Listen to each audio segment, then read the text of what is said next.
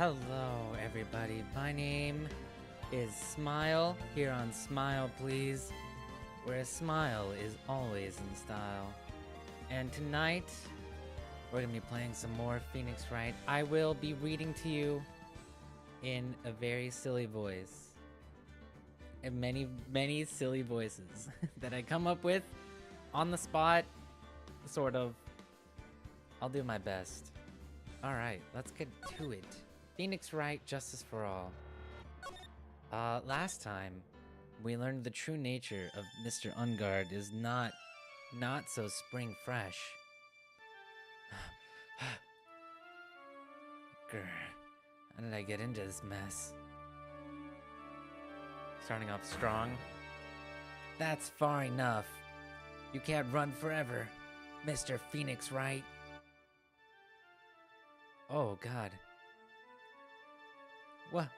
What have I done wrong? I cannot allow you to go on like this. But I'm just a simple defense attorney. Oh, that's right. Silence!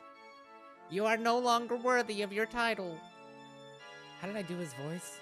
I gotta find it again.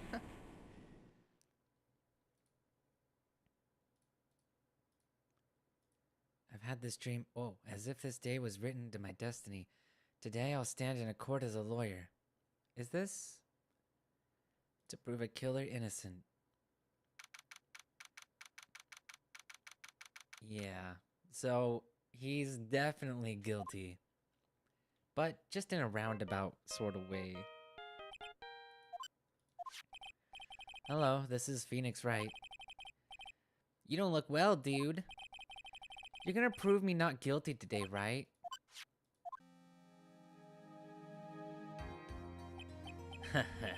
If you please, Mr. Lawyer. Remember, it's not just me. Your precious friend's life is riding on today's verdict, too. Now listen up. You'd better get Engarde a guilty sentence, okay?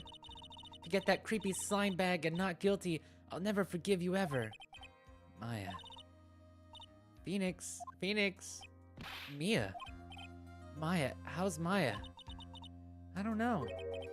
You don't know? She hasn't tried to channel me since yesterday. Mia, what am I supposed to do?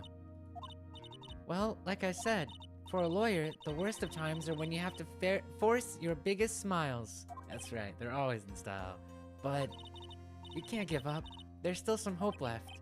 Stop it, please. There's nothing left. Not here. Not anywhere. It's that accursed Engarde again. Will you leave me alone? Look, don't call me anymore, I mean it. You're really mean, pal. Gumshoe, I'm really sorry. Where are you?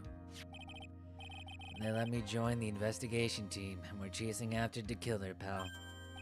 Then you have some sort of lead? Sorry, but right now we've got 0 leads on the guy. But we're not gonna give up. Gumshoe, till the trial's over, till the verdict is handed down. We're gonna do everything we can and find the killer. If we can get Maya out, then you can get Engarde the guilty verdict he deserves, pal. It's true. I could do that if they found Maya first. You got that? So you have to do whatever you can to make the trial last longer. Have to make the trial last longer? If you go at Mr. Edgeworth with everything you've got, then you two can draw it out. Oh, now I get it. I believe in you, pal. You and Mr. Edgeworth can do it. So, believe in us. We're gonna give it all we've got, just like you. Got it. Thanks, Gumshoe. Yeah, we have to make it last longer. Draw it out, so it lasts good and long. Hey, Phoenix, you understand now, don't you? You have something money will never be able to buy. Friendship. Friends! My friends are my power. It's the strongest weapon in the world, and you have it in abundance. Yeah. Looks like we're coming to the end. I have to make the trial last as long as I can. Gumshoe will come through, I know it. Of all the people to put our faith in, Gumshoe, really? I'm not so sure. Court is now in session for the trial of Matt Engarde. Defense is ready, Your Honor. The prosecution has been ready for a while, Your Honor. Now, as I recall, we concluded yesterday's session with a big mystery on our hands. The mystery being what exactly was Miss Adrian Andrews' role in this murder. That is to say, is she really connected to the crime itself? Mr. Edgeworth, if you would please inform the court of today's proceedings. Adrian Andrews. She forged evidence that threw suspicion onto Mr. Engarde, and then proceeded to escape the crime scene by wearing a nickel samurai costume. The guilt of these actions are those from which she cannot escape. Then you're saying that she is guilty after all. I'm not finished, Your Honor. Miss Andrews has nothing to do with committing the actual murder. I would like to direct the court's attention to this card. What is that? It looks like a shell. This is the calling card of a certain assassin. Assassin, you say? Yes, Juan Corrita was killed by a professional assassin, and the person who hired the assassin, his client, so to speak, is Matt Engarde. What a surprising turn of events. I would think it's become commonplace by now, Your Honor. What? That's just normal? I know what's going on this time, so I know that everything Edgeworth has said is true. But we still have to hold out as long as we can, at least until Maya's safe and sound. I wonder how the trial will turn out today. Now then, please call your first witness, Mr. Edgeworth. The prosecution calls the defendant's mentor, Mr. Will Powers, to the stand. Hey, I know that guy. Now then, witness, your name and occupation, please. Okay, I'm, Will Powers. I'm a poor, underpaid action star. And what is your relation to the defendant? Well, I guess I'm sort of a lousy mentor to him in a way, yeah. Mr. Powers, please, you don't need to put yourself down so much. Oh, sorry. Well, I'm just kind of a nothing sort of guy. On the night of the murder, you visited the defendant's room. Is this correct? Yes. I didn't know that. But you know, I didn't actually get to see Matt when I went. All you need to do is answer what you're asked. Now then, I would like you to please testify about when you went to Mr. Engarde's room. Okay, sure.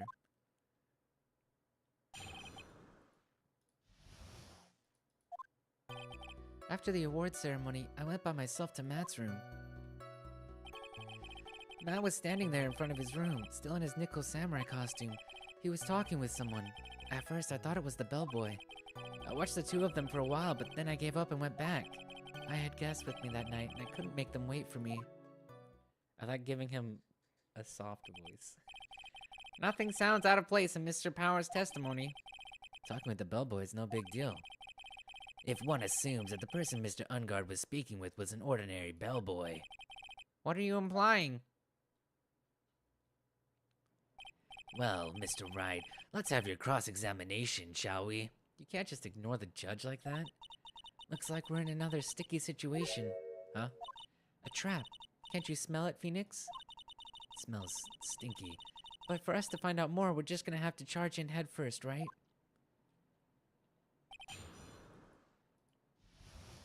Smells kind of masculine in here. After the award ceremony— Hold it! The defendant's room? Why did you go there? Well, I'm his mentor, like a big brother sort of, and I wanted to say congrats. What's wrong? Why did you stop? Mr. Wright. What's it? You're gonna try to trick me into a corner, aren't you? Huh? I know I'm just a poor, underpaid action star, but I'm not the killer. No one said you were, Mr. Powers. No, please, don't trick me. Every time you do your lawyerly thing, the witness suddenly turns into the bad guy. Every time? Witness, I will personally talk to the defense at a later time. So for now, please kindly cooperate and continue with your testimony. Sorry. So, you went to the defendant's room, and then? Hey, wait a minute. When and how did I suddenly turn into the bad guy here? I mean, it does happen a lot. It does happen a lot, Phoenix. Matt was standing there in front of his room, still in his nickel— Hold it. Are you sure that it was Matt Engarde? Yeah, I'm sure. He wasn't wearing the nickel samurai mask then.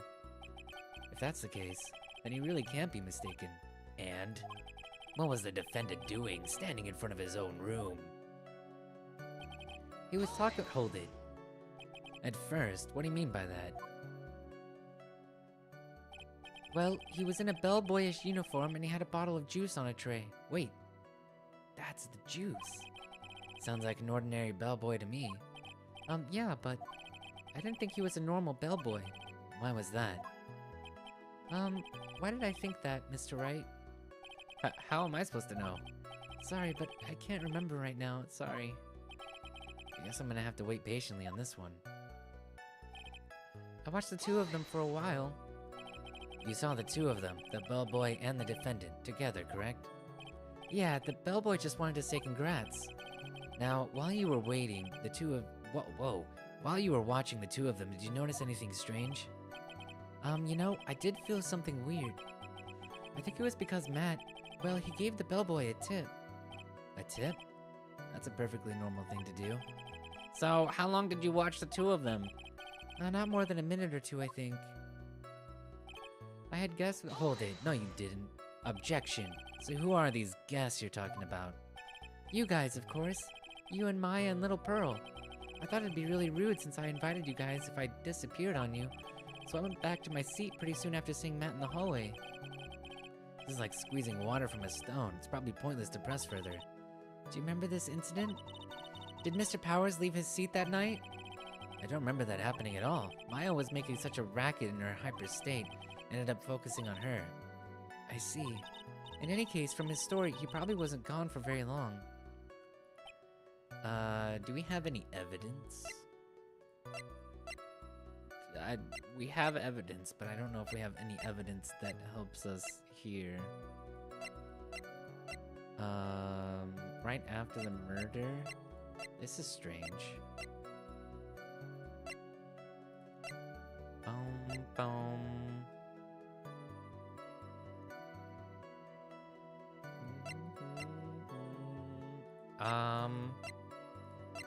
Am I supposed to find a contradiction? Matt was standing there in front of his room. He was talking with someone.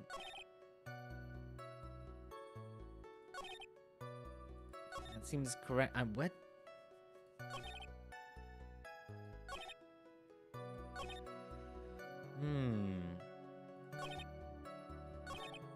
Maybe I can press at first this now. Actually, Mr. Powers, only a few minutes ago you stated... You know, I did feel something weird. I think it was because Matt, well, he gave the bellboy a tip. Could it be that you felt something strange about the tip-giving incident itself? Yeah, Matt hates giving tip. That's it, you really know your job. Matt never gives tips, ever. He's really stingy. Mr. Edgeworth. Yes, Your Honor. This bellboy, he wasn't an ordinary one, was he? Perhaps we should let the witness tell us. Very well. Mr. Powers, please amend your testimony. You mean about the bellboy, right? Matt gave the bellboy a tip. Oh, okay. Hold it. So he gave the bellboy a tip. What's so strange about that? Oh, well, you see, Matt's not a poor penny pincher like me. I was trying to figure out how much it was because the tip really shocked me. How much it was? But that's when something even more surprising happened. The bellboy was putting the tip he got in his pocket, and that's when I got my first good look at the guy's face. I was really shocked. I'm afraid I don't follow at all. Sounds like Mr. Powers was surprised twice by this event. Wonder which of his shocking moments I should ask about. The face. What was so shocking about the bellboy's face, Mr. Powers? Well, he wasn't exactly a boy, more like an old Gramps. I hope you know that discrimination towards old men is a no-no in my court. No, that's not what I meant at all. In the smack middle of the guy's face, there was a line of stitches. A line of stitches? Yeah, and it went straight from the tippy top of his head to the bottom of his chin. Almost like if that thread snapped, all the stuff in his head would come spilling out. Ah, he was there, at Engarde's house. He was that butler. What is it, Mr. Wright? Nothing, Your Honor. So that means Engarde was talking with the killer then. If that fact were to be exposed, Engarde would be declared guilty in a blink. Phoenix, you have to play dumb here. Pretend you don't know anything. Yes, Chief. You sure you don't have anything you'd like to say, Mr. Wright? Huh? What did you just say, Your Honor? Nothing, Mr. Wright, nothing. We're just going around and around in circles. Now then, Mr. Powers, please continue with your testimony. Maybe we should ask about the tip instead.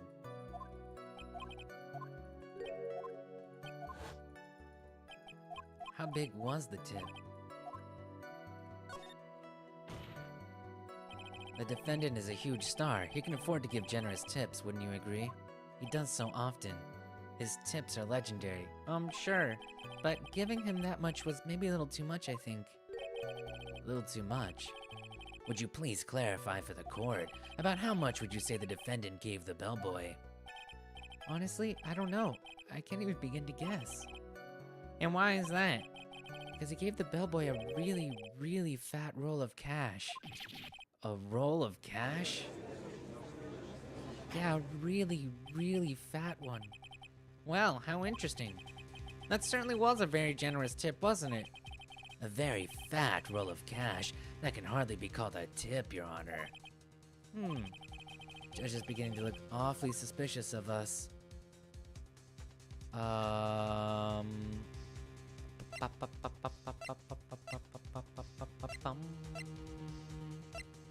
I have an objective to raise? I mean, he is filthy rich. He is filthy rich. Would that work? But I don't think I have...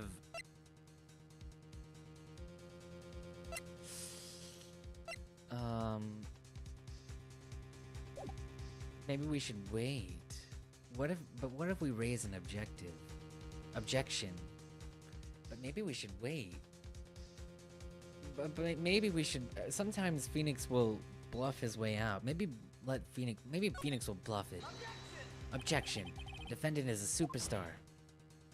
That kind of tip is typical fare for people like him. Are you saying that all superstars are super spenders? If I could receive large rolls of cash by simply bringing people things on trays, then why on earth would I stand around here prosecuting? He's got a point. I don't even get paid, let alone rolls of cash for all my hard work. Excuse me, we don't get paid? So, suppose that roll of cash was not a tip. Then what was it? Payment, Your Honor. Payment? Isn't it obvious? For the murder of Mr. Juan Corrita. Then the bellboy the witness saw. Yes, he was the assassin. Hold your horses now, Mr. Edgeworth. You don't have any proof of this, do you? Have I ever been unprepared to support my claims, Your Honor? I have here the card Shelley the Killer left at the scene of the crime. Hold on. Shelley the Killer?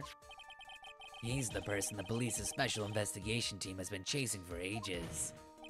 I am certain that the person the witness saw was this very assassin, Shelley the Killer. Really? What's wrong, Mr. Powers? No, nothing. Something just clicked in my head and I think I just figured something out. Oh? Actually, I saw that bellboy again later on that night. What? Mr. Powers, please testify. Tell us what you saw. Yes, sir, right away.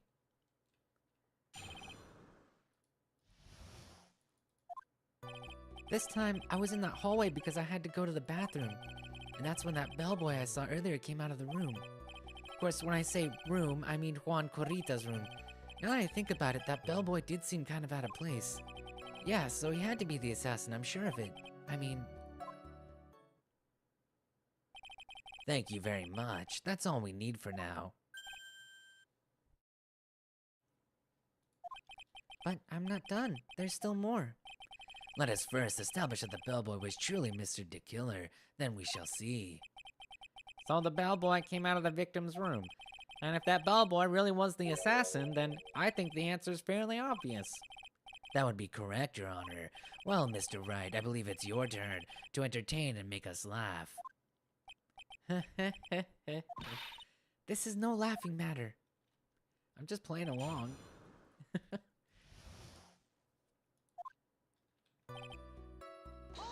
Hold it. This time I saw him somewhere else. And what time was it?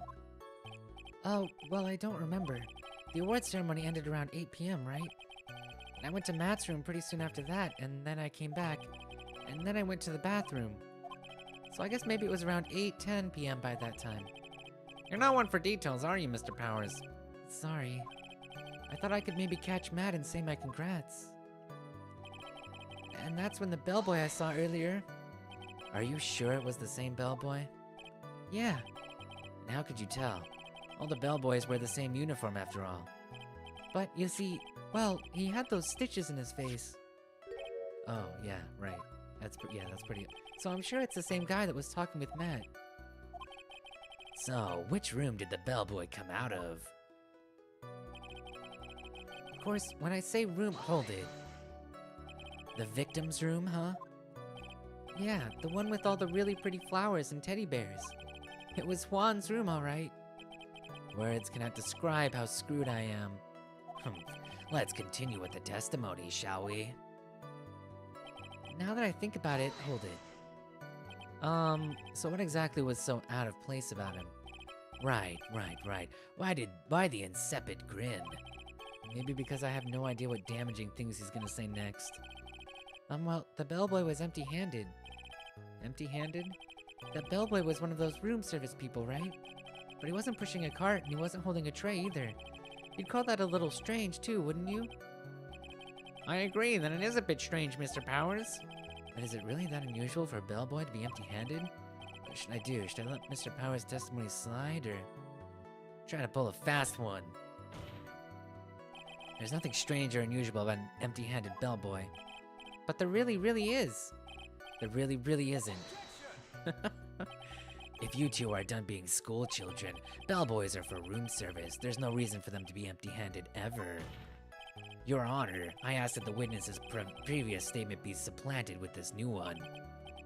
Edgeworth, are you gonna do whatever you can to make the bellboy look suspicious? I see, very well. This court recognizes and grants the prosecution's request. Mr. Powers, if you could amend your testimony, please. Yes, sir. I thought it was kind of strange for a bellboy to come out of the guest room empty-handed. No, he dropped it off there. Wait. Do I present this? Maybe not. I could present this. Objection. Mr. Powers. Yes? You're easily influenced by other people's words, aren't you? As soon as you heard that the bellboy might have been the killer, you got caught up in believing it must be true. But isn't he really suspicious? He's got all those stitches and... You're judging him by his looks? So, a baseball has stitches. That's a good point. You of all people? Are you saying all baseballs are suspicious because they have stitches? Well, there's also, what about him being empty-handed? I would like to ask the court to please take a look here. This is the crime scene. There's a wine glass sitting next to Mr. Corrita's body. The liquid inside this glass is tomato juice. And now, if you would look at what is on top of the table in the lower right corner here. Anyone can clearly see that it's a tray with a bottle of tomato juice on it. The bellboy had just brought this to Mr. Corrita's room. He left the tray in the room, which is why he was empty-handed when he left. But that would mean that the bellboy had seen and left a dead body in the room. Ah, but you can prove that Mr. Corrita was already dead at that time? Mr. Edgeworth? Yes? I blame you for leading me down this route. I'm terribly sorry. What is with him? Why is he laughing? Witness, isn't there one more thing you would... Oh, isn't there one more thing you would like to share with us? Is there? The bellboy was empty-handed, or should I say, empty-handed. I recall you had something interesting to say about his hands. Oh yeah, I almost forgot. Huh? What? That bellboy, he was wearing gloves. Gloves? Yeah, pitch black leather ones. All the other bellboys don't wear gloves like that, right? Black leather gloves? Why didn't you mention them earlier? That totally makes him an assassin. Anyone who wears black leather gloves is just an assassin. We all know that. Sorry, it slipped my mind. Ah, boy, does this make the bellboy look really suspicious. Alright, gotta focus. I can't get lax here. So what if he had gloves? A lot of bellboys wear gloves. Come on, Mr. Wright, that bellboy was wearing black leather ones. Black leather. That makes him suspicious. So, a football is made of leather. Are you saying all footballs are suspicious because they're made of leather? But that man, he received a large roll of cash from the defendant, and then he was seen leaving the crime scene wearing black leather gloves. I don't think that even someone like myself can believe he was just another bellboy. It seems that we have finally come to an understanding. Now then, witness, please continue with the rest of your testimony. The rest? Oh yes, please tell us more. Okay. Their second meeting? After leaving Kwan's room, the bellboy went and knocked on Matt's door, just like that. He gave something to the person inside the room. Then the old guy just left without even going into the room. After that, I went to the bathroom and then came back to my seat. Why is it so brief? So the bellboy, after leaving the crime scene, next went to the defendant's room. Yeah, I kind of saw that by accident. Some accident? I'd say you saw too much. And all of it was suspicious to high heaven. I think it's safe to say that we can no longer consider this bellboy to be normal. Now then, let's get started, shall we? Mr. Wright, your cross-examination, please. That's fine, being normal's boring anyway. Yes, Your Honor. I'd much rather wear black leather than be normal. After leaving Kwan's room, the bellboy went and hold it. Is that what you saw while you were busy spying? Excuse me? I may be a poor, underpaid action star, but even I wouldn't stoop to spying. Well, I think the point is, where did you watch all this from, Mr. Powers? Oh, from the door of the bathroom with my left eye, in the sort of sneaky, spy-like... I knew he was spying. Please, does it really matter if he was doing it over or underhandedly? What did the bellboy do next? That's all I care to know. He gave something to the person inside the room. Whoops, I forgot to hold it. I said hold it. Okay. That's better. Ahem. What kind of statement is that? Please elaborate and give us a few more details. Oh, okay. I should probably ask him only one question at a time. I don't know. So who took the something the bellboy handed off? Actually, I don't know. What do you mean? I'm sorry, but I only saw the person's arm. Only an arm? You're saying you didn't see the person's face? Yeah. Well, it was Mr. Engarde's room, correct? So it could have only been Mr. Engarde himself, I'd say. And then, what did the bellboy do after that? Objection! Adrian Andrews was in there. Oh, so after he gave the person inside the room the thing... Go back. I have more questions to ask. I said hold it. Ask about this something. He gave something to this person? Yeah. What was this something?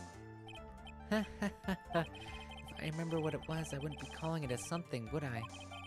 But this implies that something was removed from the scene of the crime. Are you sure you really can't remember, Mr. Powers? I think it was something kind of small. I would like to summarize the testimony up to this point, if you don't mind. When the bellboy left the crime scene, he immediately went to the defendant's room. There, he handed a small item of some sort to the person inside. As for the person who received the item, all you could see was the person's arm. Yes, it was just like that. Mr. Edgeworth, is all this really that important? Of course, Your Honor. I think this is of the utmost importance. This is when whatever was removed from the crime scene was handed over to the client. Mr. Powers, please try to remember what it was the bellboy handed off. Well, let's see. I think it was... no. If you remember, please add it to your testimony. Yes, sir. If I saw it again, I could say for sure, but I think it was some sort of wooden statue. Wooden statue? Huh?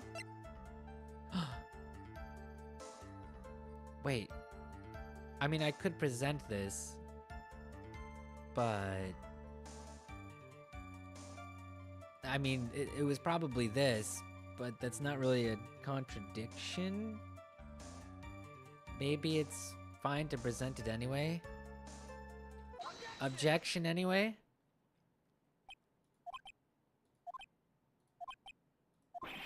What was the point of that pregnant pause? Where did that objection come from? Well, speak up. I didn't even know you could make pauses pregnant. It was me, Your Honor. What is it, Phoenix? I have a feeling that something bad is gonna happen once I show this. Mr. Wright, if you have something to say, please spin it out. Yes, Your Honor. Okay, Phoenix, deep breath. Mr. Powers, the something you saw. Was it this item? Oh, hey, that's it. That's the something. Wow, Mr. Wright, you really figured it out. I recall we found this at Matt Engarde's mansion. At the defendant's house? What does this mean? It's simple, Your Honor.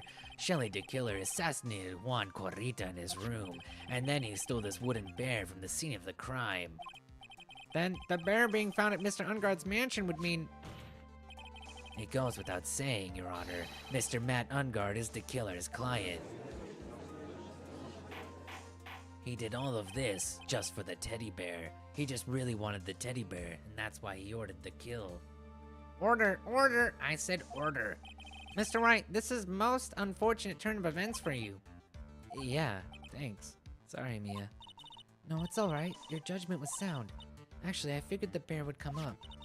If not now, then it would have later. Even if you hadn't shown it to the court, I'm sure your friend Edgeworth would have. I almost forgot that he knew about it too. I think it is clear that there's no need for us to continue this trial. I can't let this happen. I have to do something. There has to be something we've overlooked. Your Honor, a minute please. Yes, Mr. Wright? There are still a few points left that we have not fully explored. What are you trying to pull? Oh, well, we can't have that. All right, Mr. Wright, what questionable point would you like to explore further? The bear itself? The person who received it? I don't know. What's so special about the bear?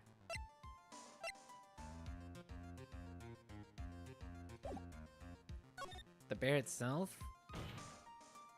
I think it's fairly obvious that the bear itself is very questionable. What, the bear? Mr. Wright? This was found at Mr. Engarde's mansion. However, Mr. Engarde was arrested at the hotel that night, which means that since the murder occurred, he has not had a chance to go home. Oh, I think Your Honor has already figured out what I'm trying to say. It's not possible that it was Matt Engarde who took this bear to his mansion. Oh, that's a good point. why, that's true. We didn't consider that point, Mr. Wright. You're pretty smart. There was no way time-wise for the defendant to have taken this bear home. Ooh, disaster averted. You haven't gotten the best of me yet, Mr. Wright. Huh? You objected to say that? I remember it clear as day. I remember what you muttered to yourself at Engarde's mansion. What? We have this area completely surrounded. There's no way for him to escape. I can't believe it. That butler. All this time he was the killer. Oh shit. The killer and Engarde were working together, so to speak. And the killer was hiding at Engarde mansion as its butler. What a bold move. The bear figurine was brought back to Engarde mansion by the killer himself. Yeah, but why? When it looked like he was about to be arrested, Engarde had him do so. I assume because it would have been bad had the police found it during their investigation.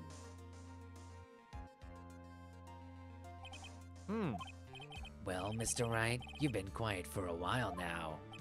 This is too much. Isn't there anything I can attack at all? I have to try. I have to find something else. What will you do now, Mr. Wright? Do you plan to...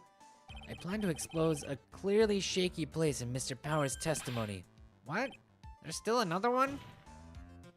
There is indeed, Your Honor, and it's quite a questionable point. What are you trying to pull? Oh, well, we can't have that. All right, Mr. Wright, what questionable point would you like to explore further? person who received it? There was one thing in Mr. Power's testimony that was very unclear, and that is the identity of the person who received the bear. He gave something to the person inside the room. I'm sorry, but I only saw the person's arm. As long as we don't know who it was that took the bear, we can't be sure of... Ah! What is it, Mr. Powers? Are you gonna scream like that? Then at least give us a good reason why. Oh yeah, sorry. Actually, so I remembered. I remembered who took the bear. Oh god, really? Really? I mean, I only saw his arm. But the arm, it was the Nickel Samurai's arm, I swear it. You've got to be kidding. Are you sure of that, Mr. Powers? Yeah, I'm sure it was the Nickel Samurai. Why is this testimony so strong? Dang it. Order, order. Looks like you've dug your own grave yet again. How many times is that today? I've lost count. So the person who took in this little bear was the Nickel Samurai. And so we all know Mr. Matt Engarde is the Nickel Samurai. Oh, yeah, I forgot. Thanks, Edgeworth. Thanks to the defense, we've made that all the clearer. I think we've heard enough. We now know why this bear figurine was at the defendant's mansion, as well as who it was that received the bear from the assassin in his room. Everything has become very clear. The client who hired the assassin to commit the murder was Mr. Matt Engarde. I see no reason for this trial to continue, therefore, I will now hand down my verdict. Thank you, Your Honor, for your understanding. You see, Mr. Wright, you could not win against the truth, could you? I knew it would turn out this way. After all, what Edgeworth has stated is the truth. Any last objections, Mr. Wright? Well, do I? What should I do? Raise an objection. I will now announce my objection.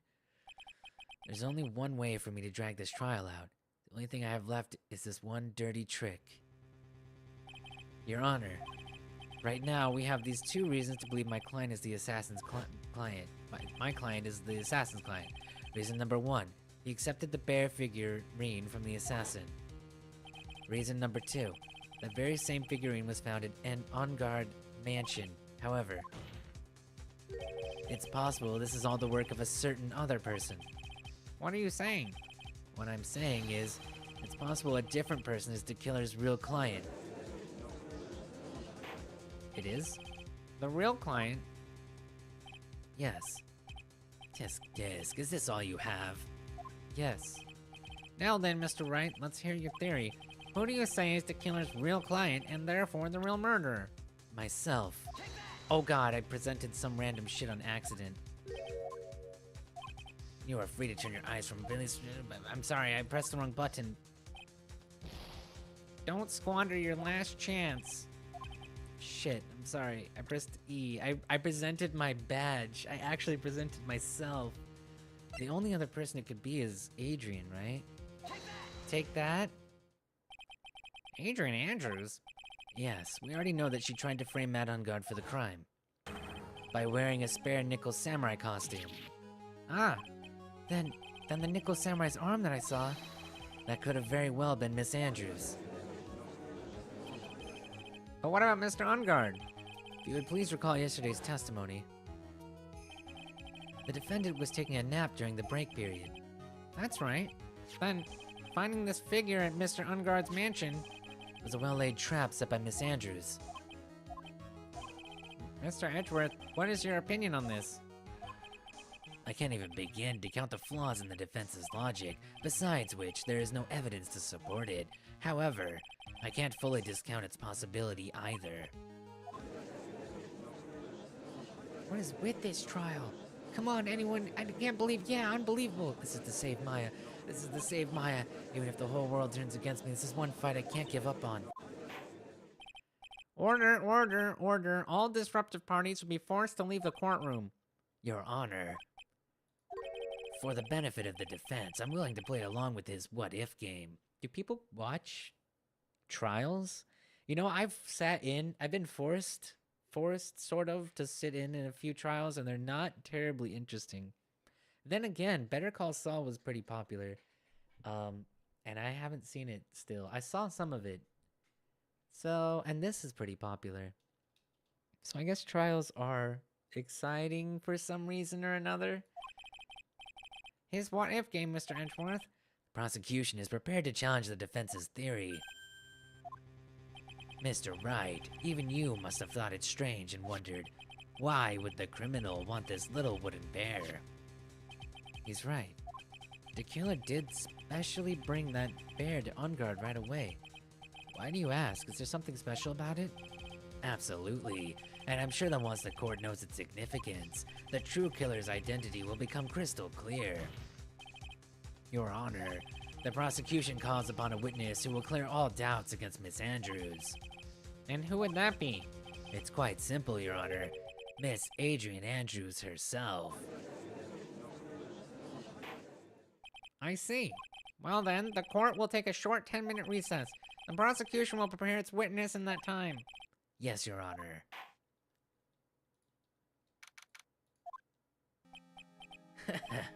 Oh, I knew it was a good idea to hold her hostage. Don't you agree, Mr. Lawyer? But I never thought in your desperation you'd try to pin the guilt onto Adrian. I swear this demon will pay. Mr. Nick! Pearls, where's Mia? I don't know. Really strong power suddenly called her away. Really strong power. Oh, Mr. Nick, your phone is... It's from Gumshoe. How's it going? Have you been hanging in there, pal? Yeah, sort of. We just barely found something to latch onto. That's good, pal. What about you? Anything yet? We figured out where the killer and Maya are? We still don't have any leads, but What? We don't have any more time. if we just had one, even a single clue would be really helpful. I was only able to come this far because I kept thinking to myself, gotta keep the trial going until Maya's been rescued, but I just run out of luck this time? Is all our hope for naught? A tent. Huh? A tent? I could see a circus tent. Mia. Looks like Maya was unconscious until just a few minutes ago. As soon as she woke up, she called for me. So it was Maya that called you away. She's locked in a dusty little room right now, but I could see a circus tent outside the window about 300 feet away. Gumshoe, is there a circus in town right now? There's only one, pal. The Berry Big Circus. Maya's somewhere within a 300-foot radius of the main tent. What? Okay, hold on a sec, pal. Hey, draw a circle on that map, about a 300-foot radius from the main tent. Hurry. And? I could see a mailbox under the window just outside. Gumshoe, there's also a mailbox. Okay, what else? What else, Mia? I'm sorry, but it was a very small window. I couldn't see anything else. I feel like I was in an old office building, maybe the 3rd floor or so. I heard her. An old office building. Good stuff, pal. Okay, just hang in there. Just a little longer, pal. Wish us luck. Good luck. I'll call you later, so don't let your battery die, okay, pal? Mia, Maya's not hurt, right? She's in a pretty bad state, Phoenix. She's being starved. Gumshoe, please hurry. Looks like we're out of time. Are you alright, Phoenix? It's only a matter of time before Maya's rescued. I can do this. I just have to make this trial last a little longer. Thank God for spirit powers.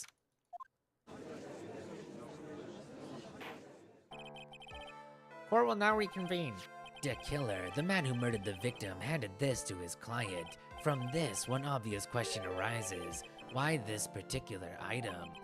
I believe the answer to that question will provide us with the name of the real culprit.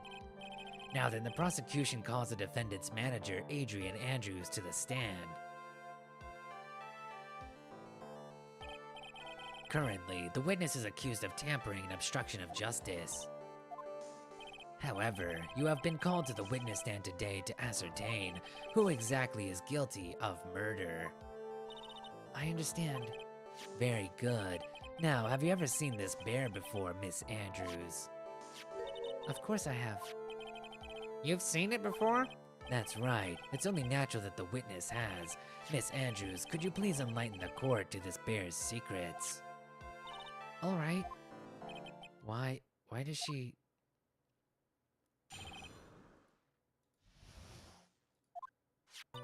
Actually, this is an elaborate puzzle. If you know the correct order, it can be taken apart one piece at a time. At its center is a small cavity with just enough room to store a small item. Because of its complexity, if you don't know the order, you can't open the bear. You really can't tell that it's a small jewelry box just by looking at it. So this figurine, it's a container of sorts, is it? Yes, locks can be deceiving, wouldn't you agree? Yes, this is superb craftsmanship.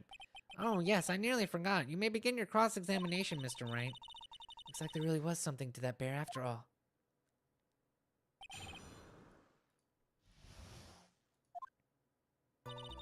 Actually, this isn't— Hold it.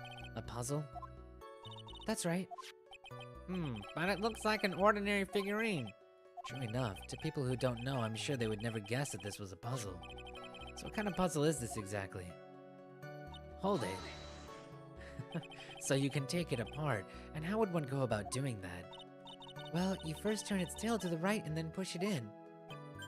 Oh yes, I see. After that, the arms and legs are free to move and can be removed. Oh, this is most interesting. A boy and his new toy. It's like he's 5 all over again. Oh, don't mind me. Go ahead and carry on. I think he's lost it. So, what do you find after you take the puzzle apart? At the center, hold it. And how do you know about this? I know because I was the one who bought it. Huh? It was a souvenir from when a friend and I went to Switzerland. Then this was a present from you? That's right. It was a puzzle in the shape of a bear, so I thought it would be perfect for Juan. So it was a present from Miss Andrews. Witness, let's continue with your testimony. Because of this— hold it. So who exactly knew how to solve this puzzle? Only the two of us, Juan and myself. It was a souvenir from Switzerland, so I doubt there are that many people with the same bear in this country. This looks like it can be easily broken, especially if someone wanted to get at what's inside. Well, it's a toy, but it can never be the same again once it's been broken. True.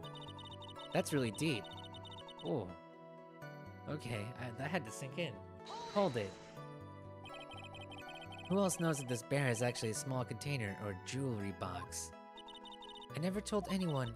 As long as Juan never told anyone either, then only the two of us knew. The two of you, huh? And of course that means Mr. Engarde didn't know, right? I think this is about all I'm gonna get for now. Interesting. Well, Mr. Wright, I think even you have come to realize that there is one very important fact we have uncovered, and that is this. This bear is actually a jewelry box. Now that we have agreed to this point, there is only one logical question that can come next, and that is this. What is inside this box? What's inside? That's right. That's what we're gonna find out next. Witness? Yes? You are the only one who can open this. Please. You should let the judge do it. He's having fun. It's a painful silence hanging over the courtroom. All eyes are on Miss Andrews now as she solves the puzzle and takes the bear apart. Click. I've opened it. Is this what you wanted? What is that? It looks like a note. Oh God. I don't think we need to guess at what this is, do we, Mr. Wright? Holy shit. It's the suicide note. The suicide note? The suicide note left by Juan Corrita's former manager, Celeste Impax. Until now, no one knew of its whereabouts, but just as we suspected, it was hidden. Hidden by the victim, Juan Corrita himself. It seems Celeste Impax had very beautiful handwriting, and she just as beautifully signed her own name on this document. This is most definitely the note she left right before she committed suicide. Murder of self. Order. Witness, did you know about this? Yes, I did. I heard all about it from Juan. When I discovered his body, I looked for the bear. I wanted to destroy the note before it became public, but I couldn't find it anywhere. Because it had already been taken by the killer. Everything is going at Mr. Edgeworth's pace. So now that the suicide note has been found, what's the next logical question? What is written on the note? That's right. At least, that's what I would think. Now then, I believe it is only appropriate to the contents of the note be made known. I can't stop you, can I? I went through so much just to get my hands on it. I was gonna burn it for her sake. I'm deeply sorry, but I can't allow you to persuade me to stop. Your Honor, if you could please read the contents of the note aloud. Very well. The judge's voice rang loud and clear through the deathly silent courtroom. In her notes, Celeste Impax left us a record of all that had happened to her. About being used and thrown away by Engarde, about being engaged to Corrita and Engarde's role in destroying that, about how she decided in her despair to end it all. Wow. And that's all Miss Impax had to say. There is only one thing I would like to say here. The prosecution has no interest in slandering Mr. Engarde. Then what? Our intention, Your Honor, is to establish a motive for murder. Isn't that correct, witness? Yes. On the night of the murder, Juan was going to make the contents of the note public. After the post-ceremony show, he was gonna hold a press conference. My word! Matt Engarde values above all else his refreshing like a spring breeze image, which is why he had to stop this note from being made public. At any cost.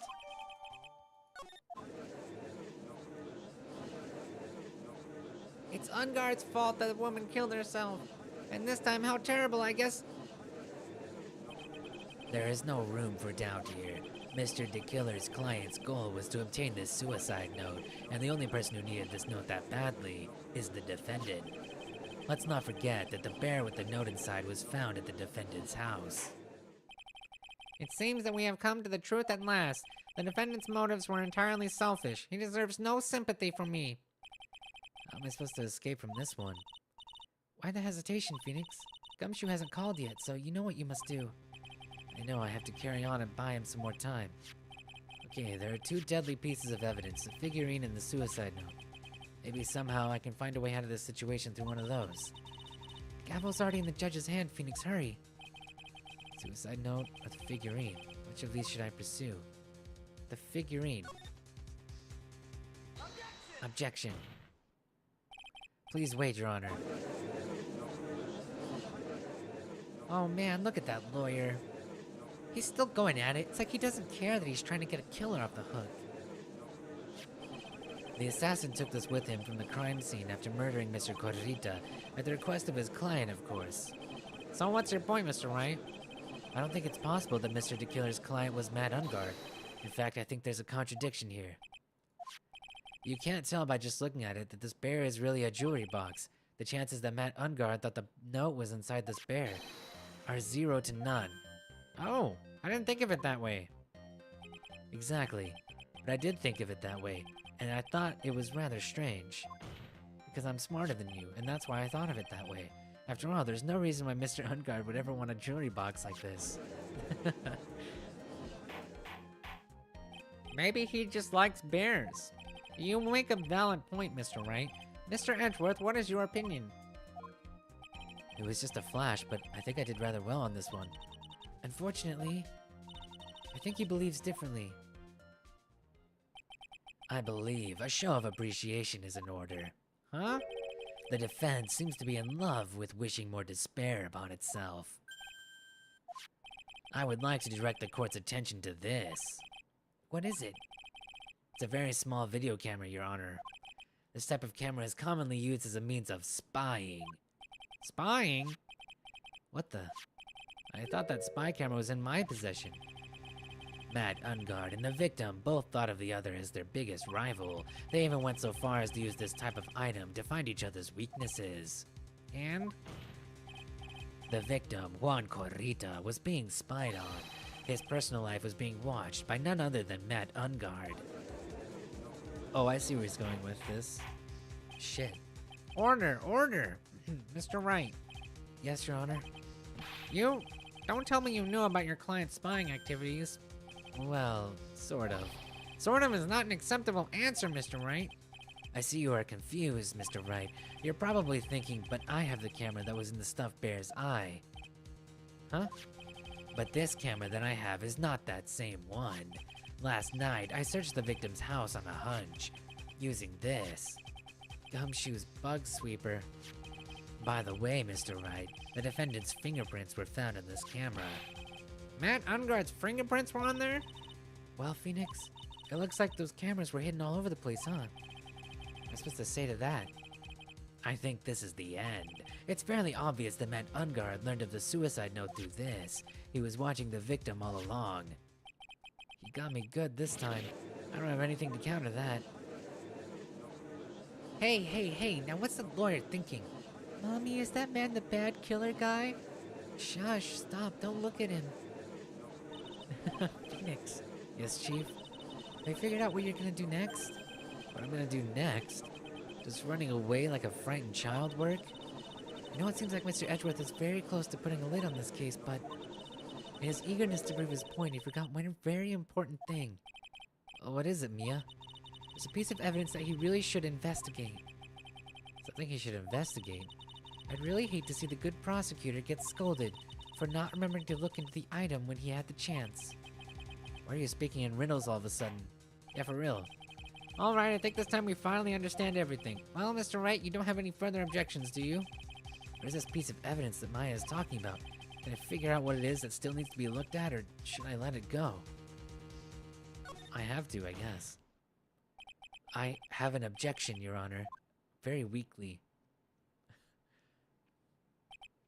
Hump. That was about the weakest objection I've ever heard, Mr. Wright. Oh my god, he called me out on it too. Objection!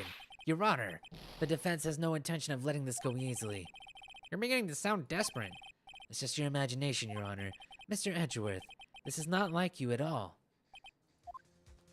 In your eagerness to prove your point, you've forgotten one very important thing. Hey, isn't that what I just said? So, you're telling me that I forgot something. You're so close, Mr. Edgeworth. But there's something you really should examine about this piece of evidence. I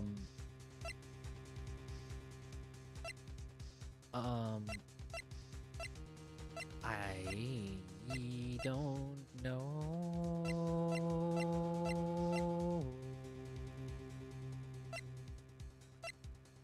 Ba-ba-bum.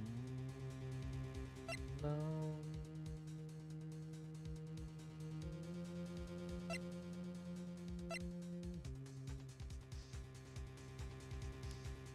Could be that. The bear? The bear?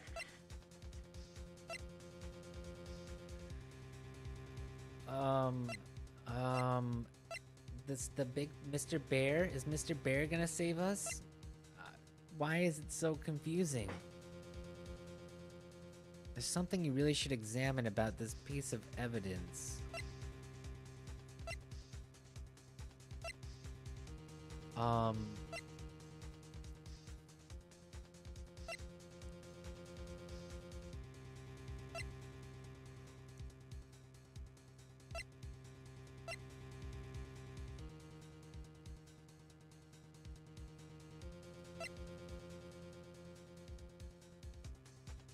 The transmitter?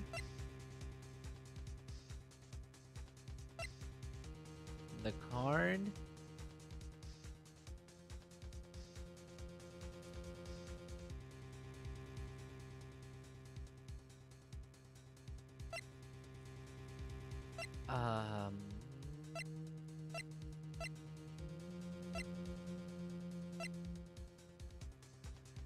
We know it was in there.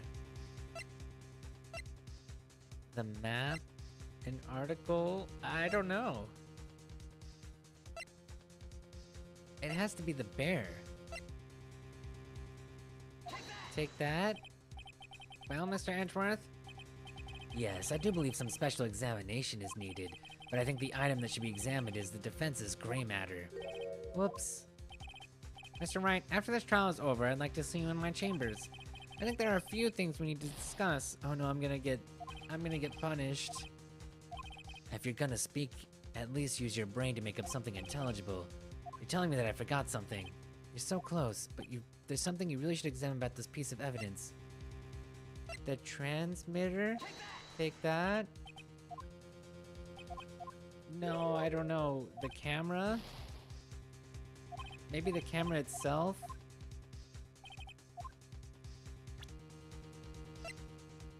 I think maybe we're gonna die. Maybe we're gonna die. Unless it's the camera. It's not the camera. Damn it. Shit.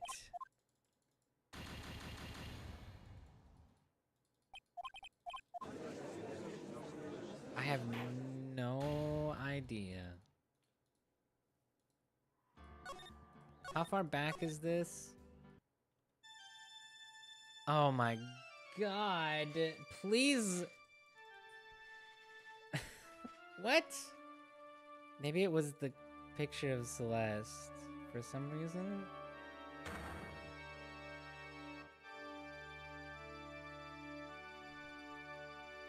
You can't even mash through this.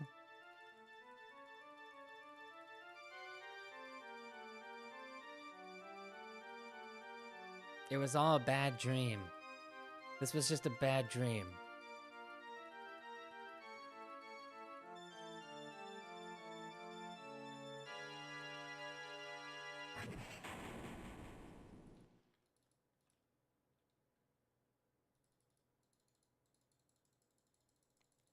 It's all just a bad dream. Oh, jeez. I bet that was like the last question, too. Before the next save.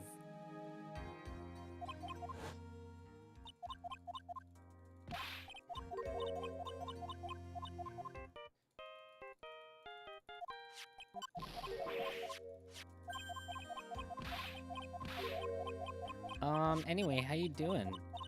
I'm all right. I've been a little under the weather. Not sick, just like down a little bit.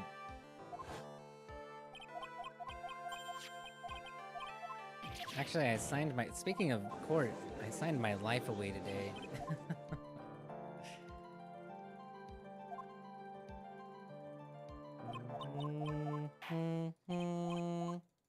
Although, I'm kind of excited. Tomorrow, the 29th. Well, technically tomorrow, but not really.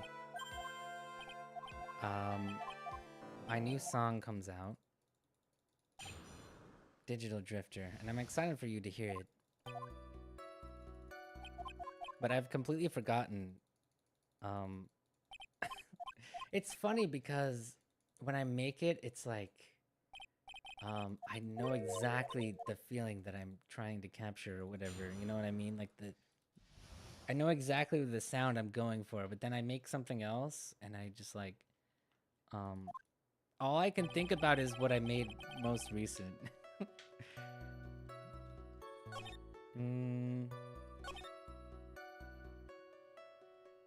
We need, this, I think.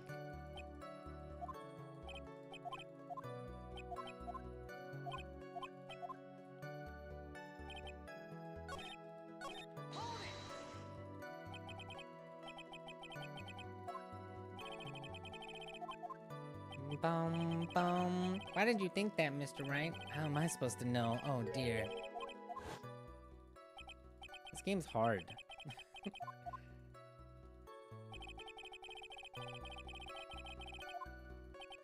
Surprisingly difficult.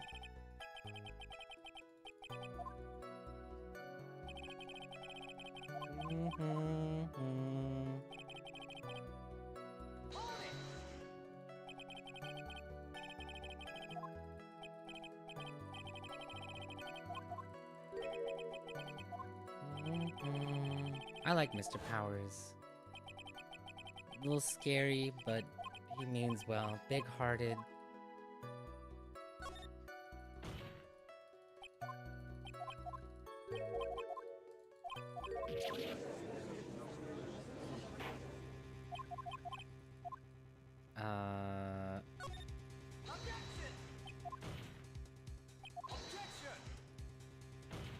Oh yeah, the objections are flying.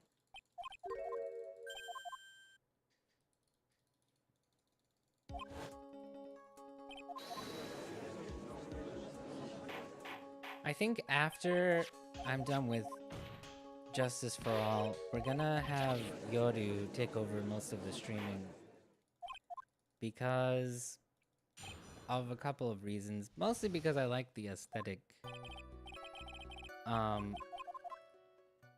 But I will probably... Smile will probably handle the music.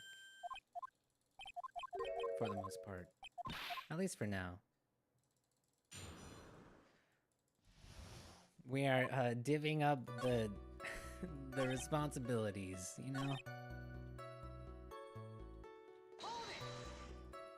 Alright, this doesn't lead anywhere.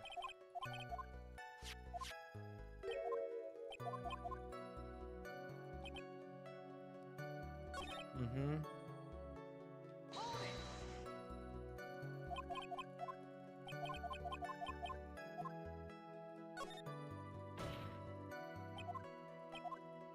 There really, really isn't my favorite line so far.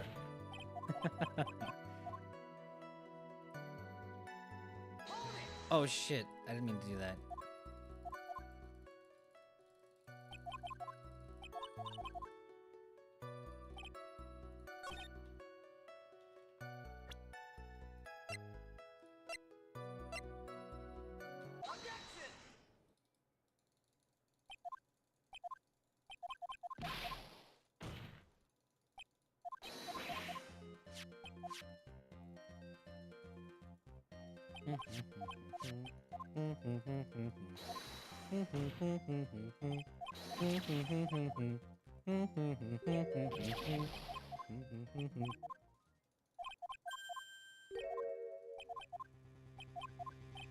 Black leather.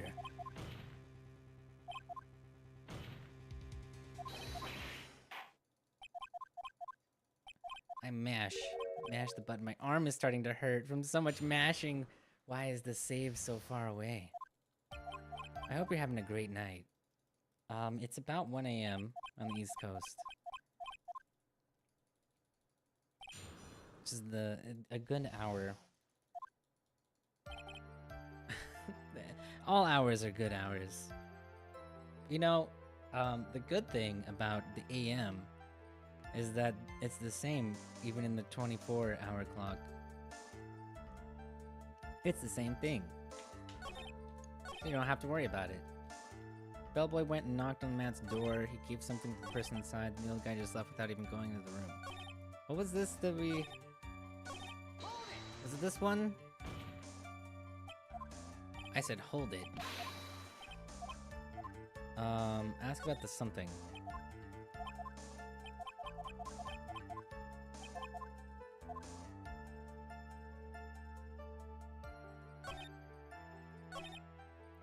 Wait, do I need both of them?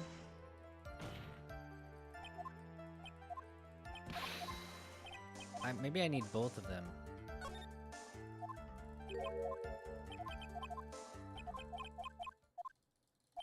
Okay, we have to hear both of them for that.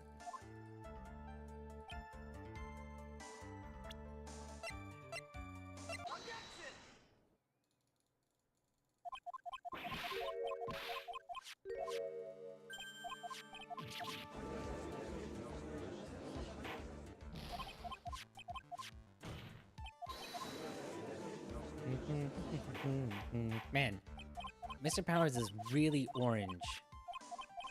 His orange clothes kind of look like a prison jumpsuit. Does he have to wear that?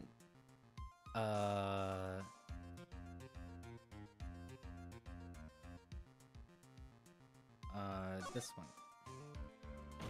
I think this is what I did.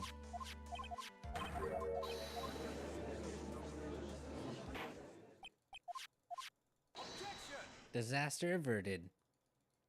Not so fast. I remember it clear as day. The killer is a butler. He is a rather distinguished individual, huh?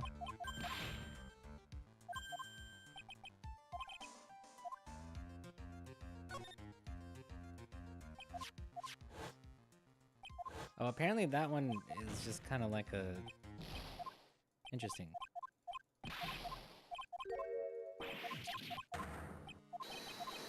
Just a bit of a loop.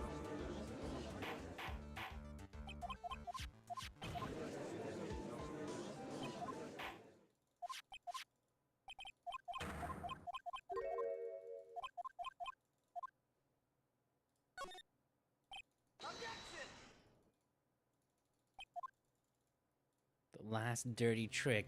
The dirtiest trick in the book.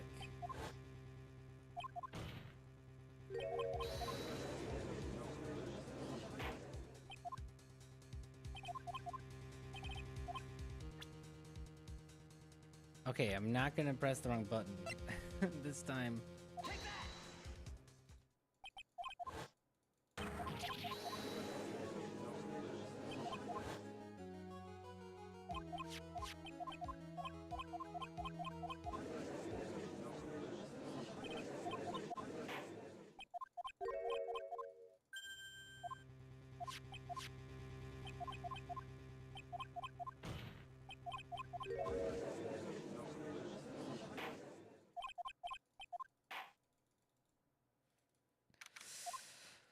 Oh dear.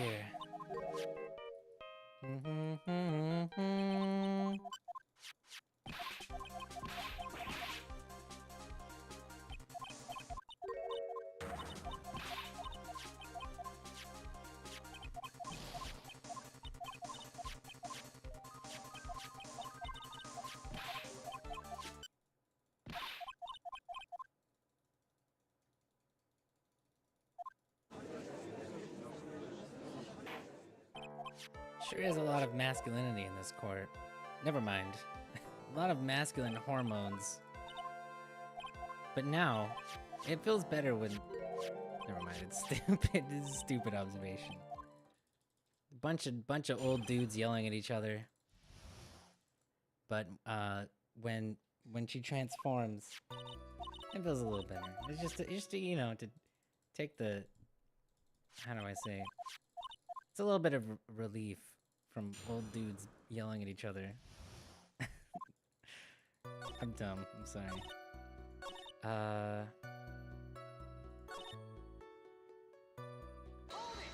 Like, I need to know this.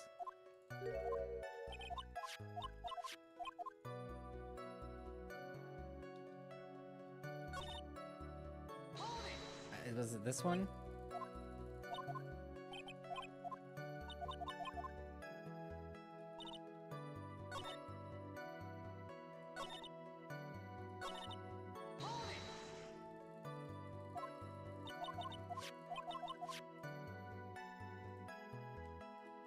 One of these changes it. Maybe we have to press the whole thing.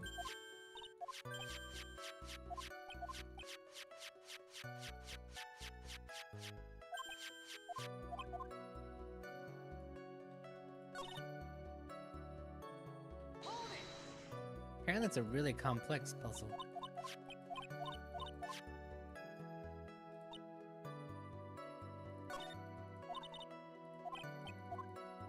Okay, I guess I just press everything. I think I already pressed this one. Oh, shoot. Damn it.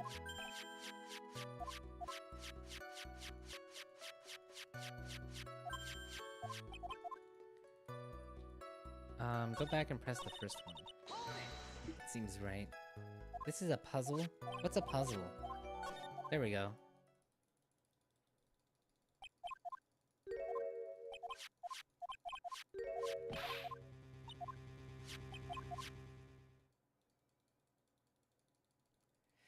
Okay, we're almost back.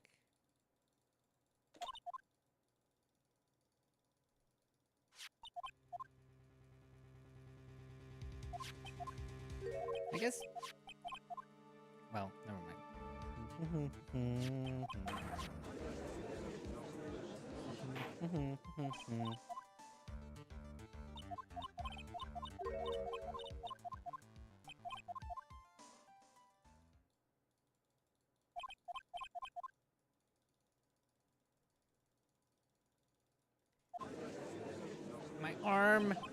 My arm is on fire.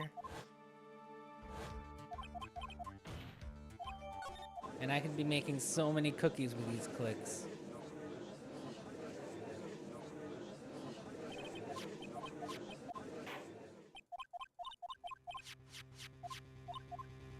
It's all because, it's all because Gumshoe's taking too long.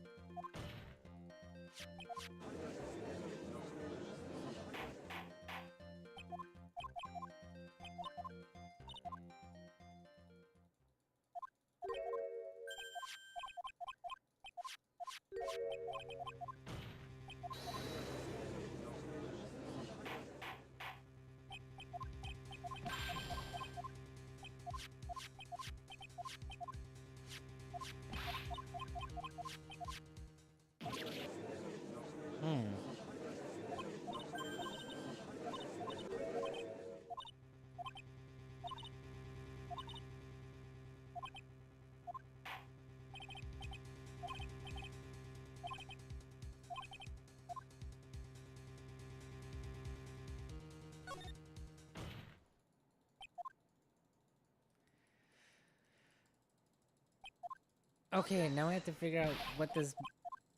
We're back where we were. We have to figure out what this is. Welcome back. This was one of those really... You remember the old-fashioned Let's Plays? This is where we would have cut it. The knife? No. The card? A receipt? Is it the picture of Celeste? It's not. No. Maybe it was the card.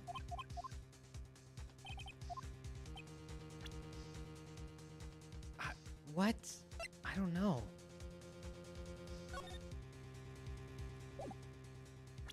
I really don't know.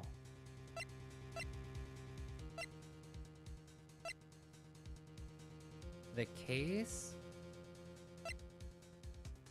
Tomato juice? The photo? The bear, maybe?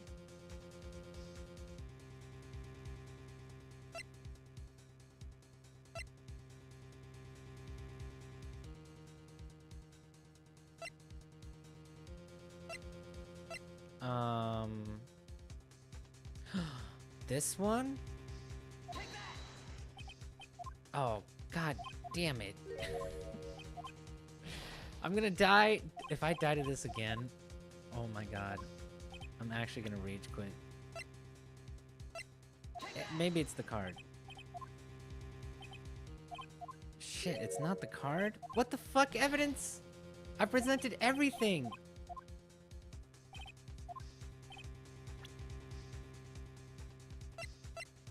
I presented everything!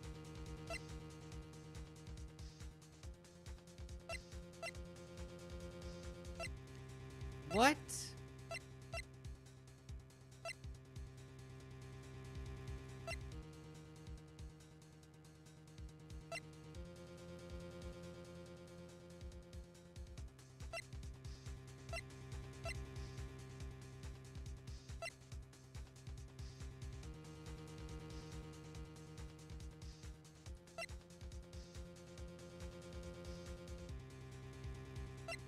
I presented the bear, this thing, this.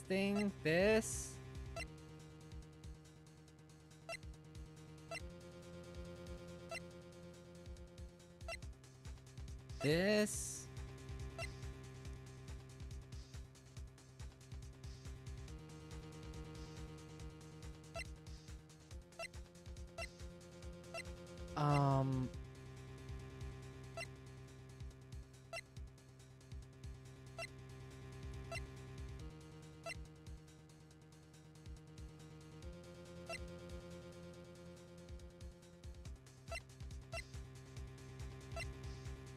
Did I present the camera itself? I did. What the fuck?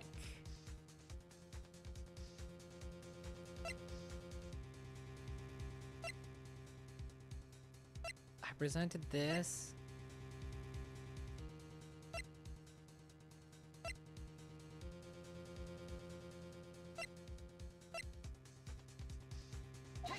I don't know. Oh, I'm so mad. Sorry. What the fuck? I presented everything. Is it a trap? Am I supposed to not present anything? Oops. By the way, can I... Wait, auto skip?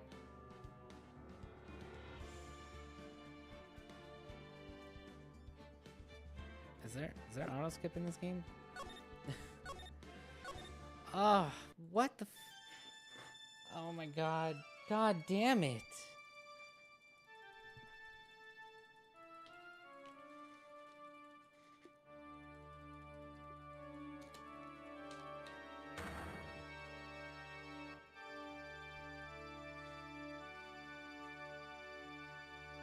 My arm is gonna fall off from mashing.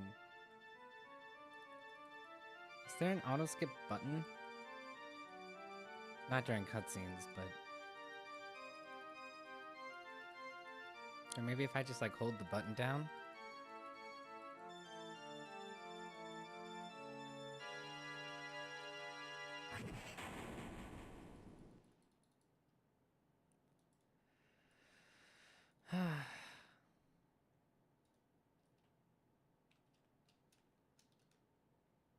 Oh, wait.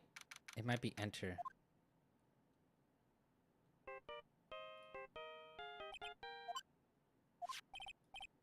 No, it's slower, but holding enter helps if you also mash.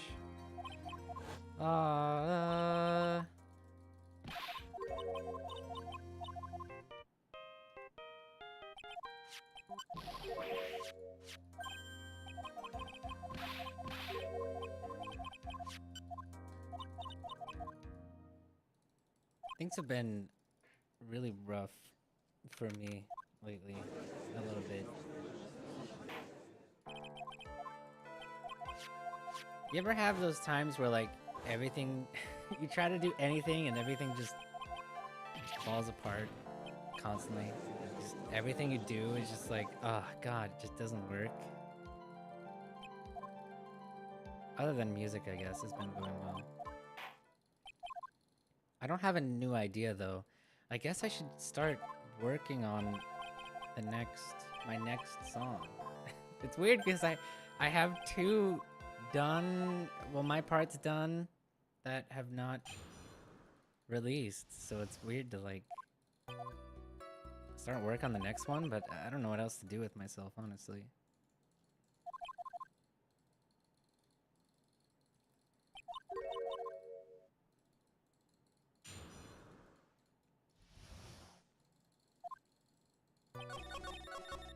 Oh, whoops.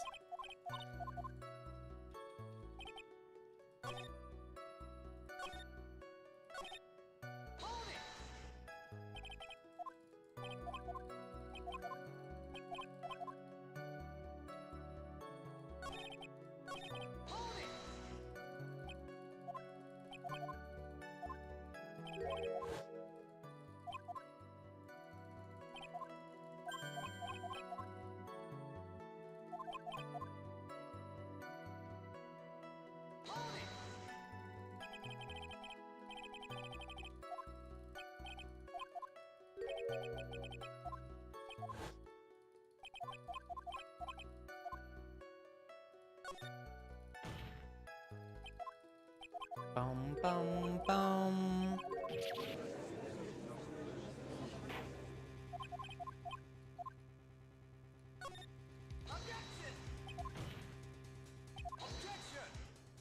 I bet you can play this. Can you play this with the keyboard? I guess you could, because we could use enter. Oh, you know, mashing enter is actually way easier.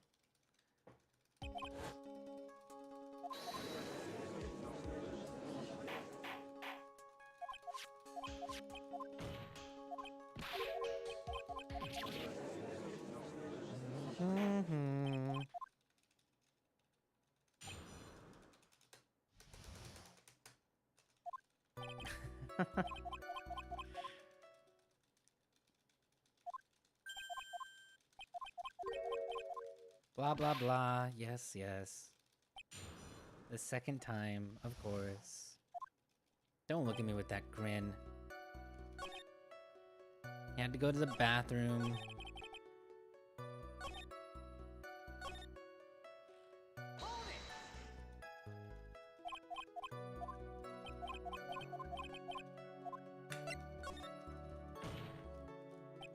Just so you have an airtight freaking witness thing.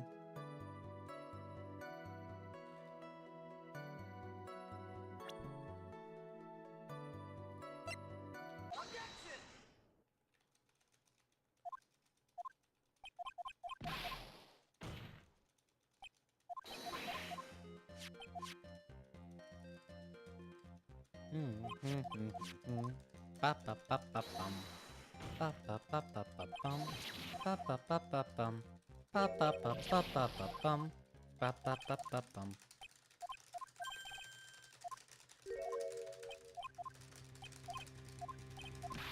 Ready for keyboard clacking ASMR? Oh yeah. It's like the rain falling. This lovely nighttime. Is it relaxing for you?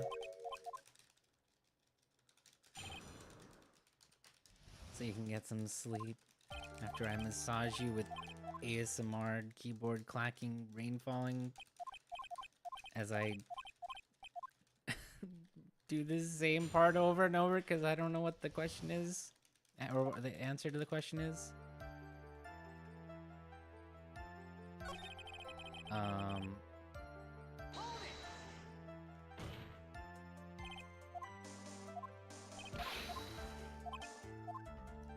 We have to ask both of them apparently.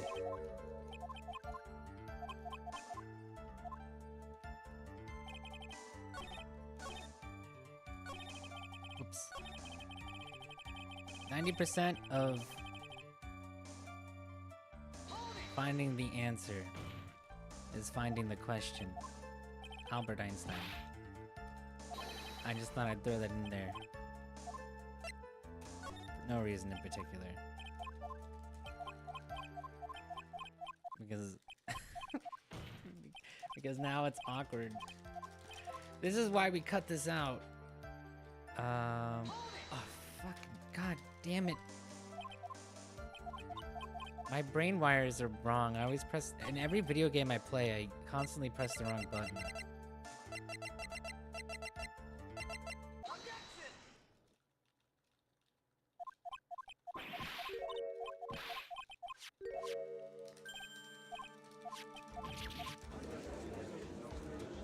I think I'm going, like, senile or something.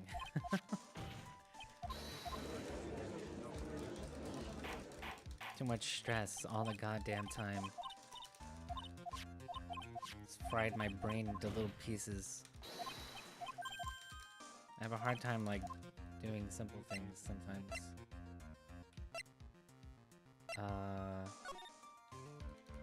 Is this one just a red herring? That they're okay with?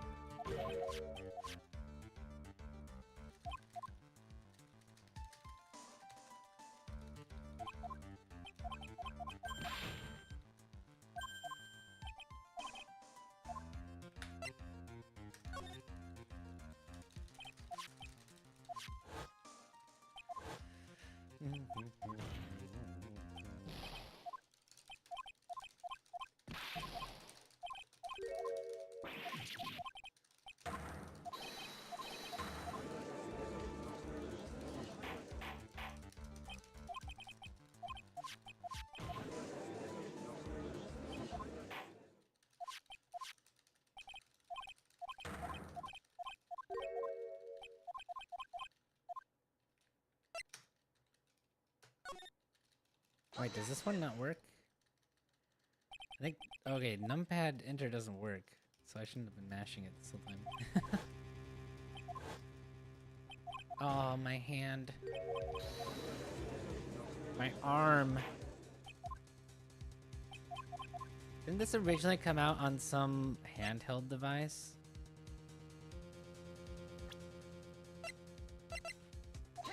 I feel like this would be horrible.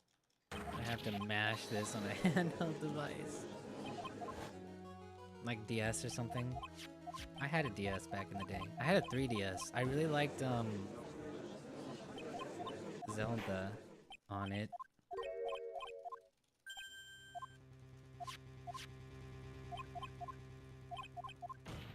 And Pokemon. I don't remember what else I played on the DS. I don't think I used it that much. I was more of a console. You know, I like the big screen. Mashing the other enter button helps me feel better about myself, but it doesn't actually help.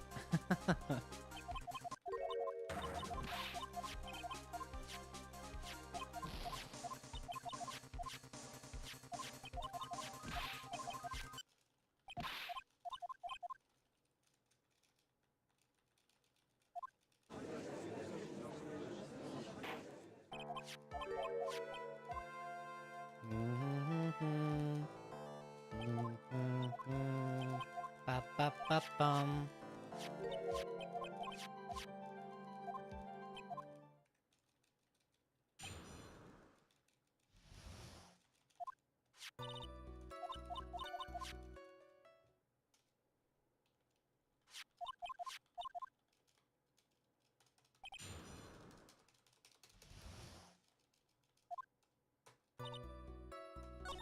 Oh, we have to press all of them.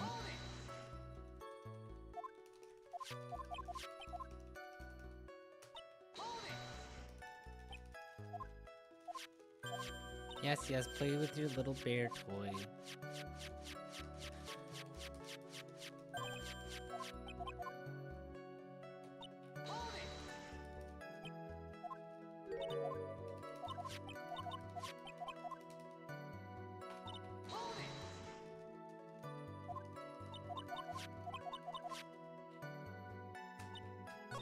Ah.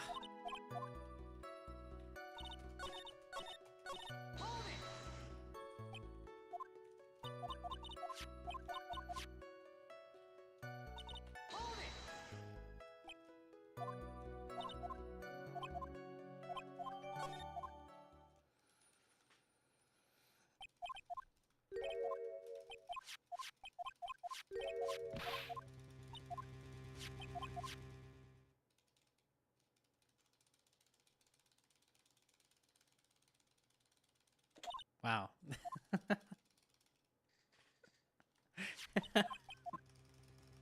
The silence and just the mashing noise. I'm mashing the enter button. It's just the enter button on my keyboard. A really squishy keyed, not very good keyboard.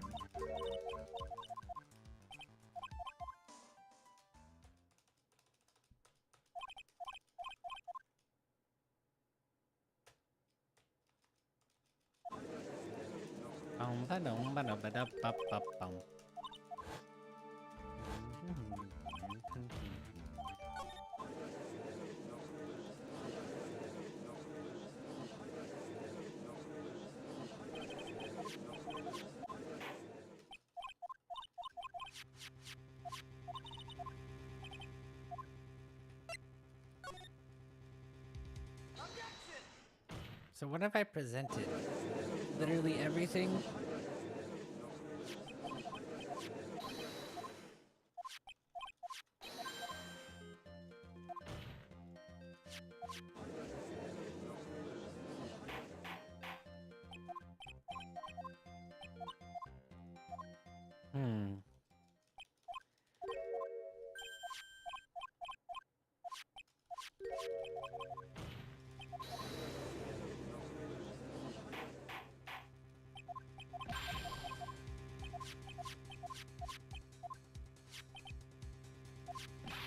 Let me read.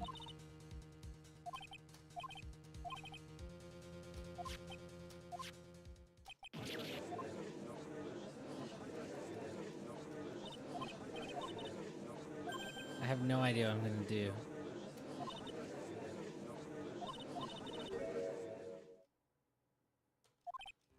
You forgot something, but what is it?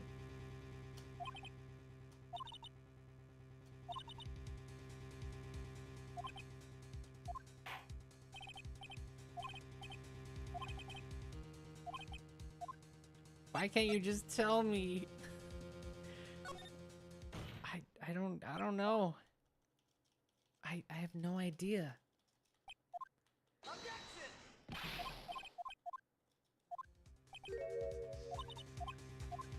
That is what you said, because I don't know. It's not gonna be that. This is nothing, right?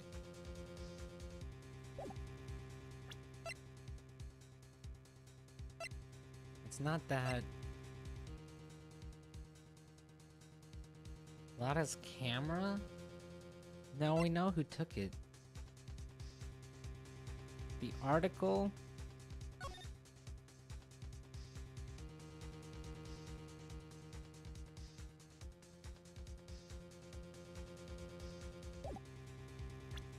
Is that what we're doing? The map? Probably not the map. I feel like we know everything about that. And this.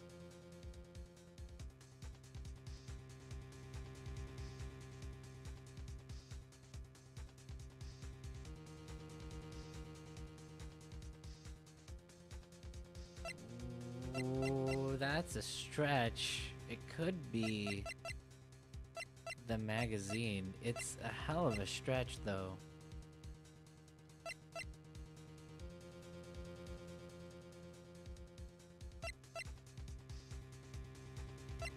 Could it be the magazine? Let's see, I presented this already. This one. I did this one. I didn't do this one, but it's just a receipt. I did this already. I did that. I'm pretty sure I tried the note, too.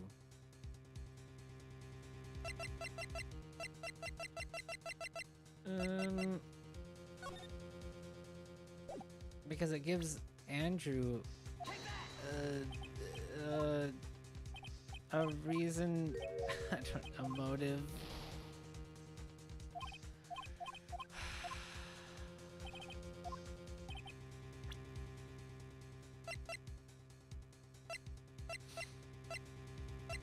I presented every piece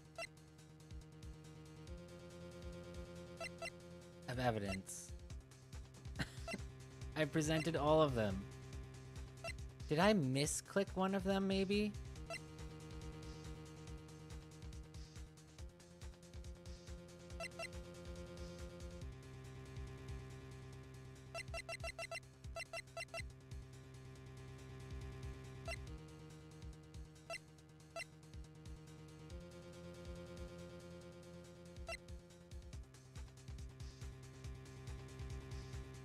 I presented the bear. Did I present the camera? I don't remember. Oh my god, dude. Are you serious?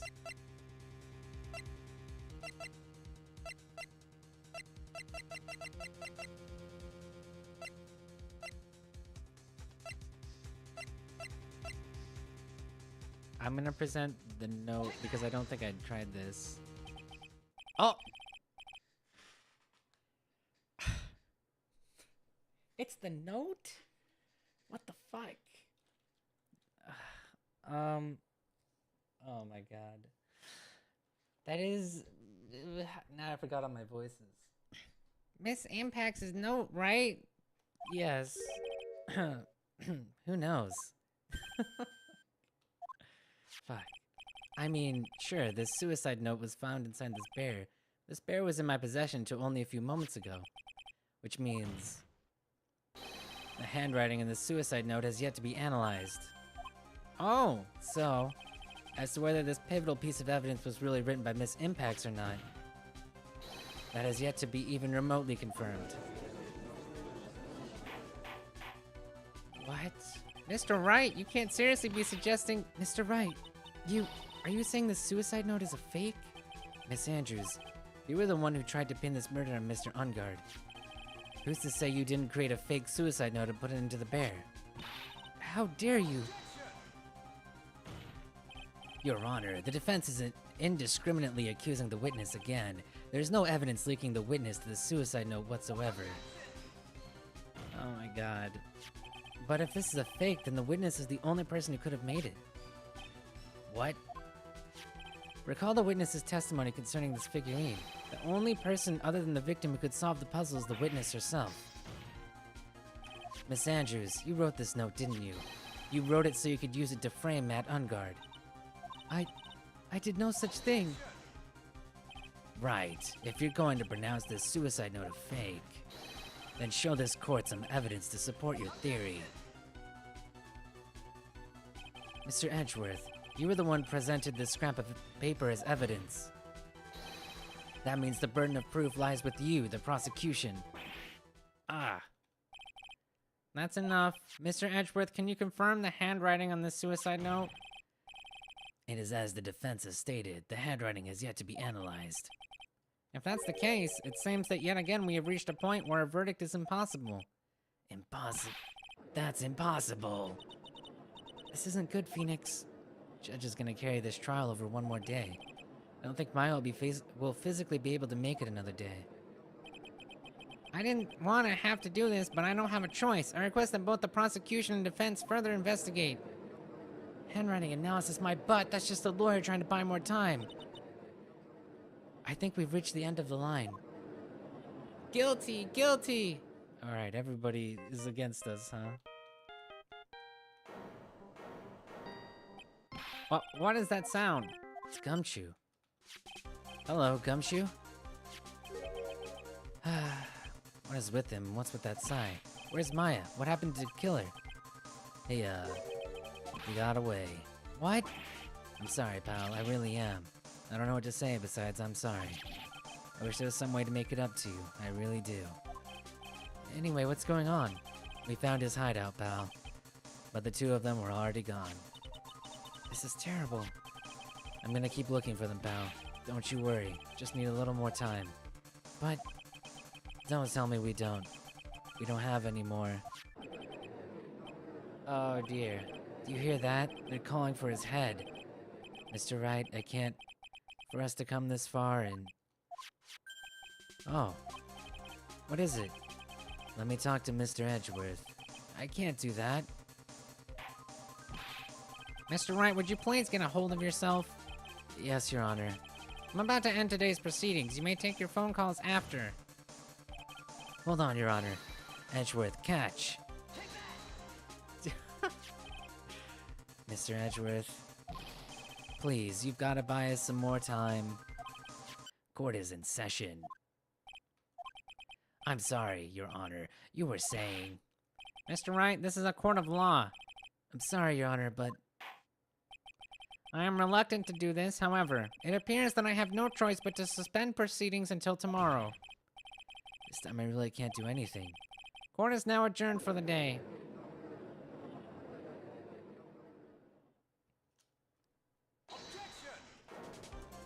Huh?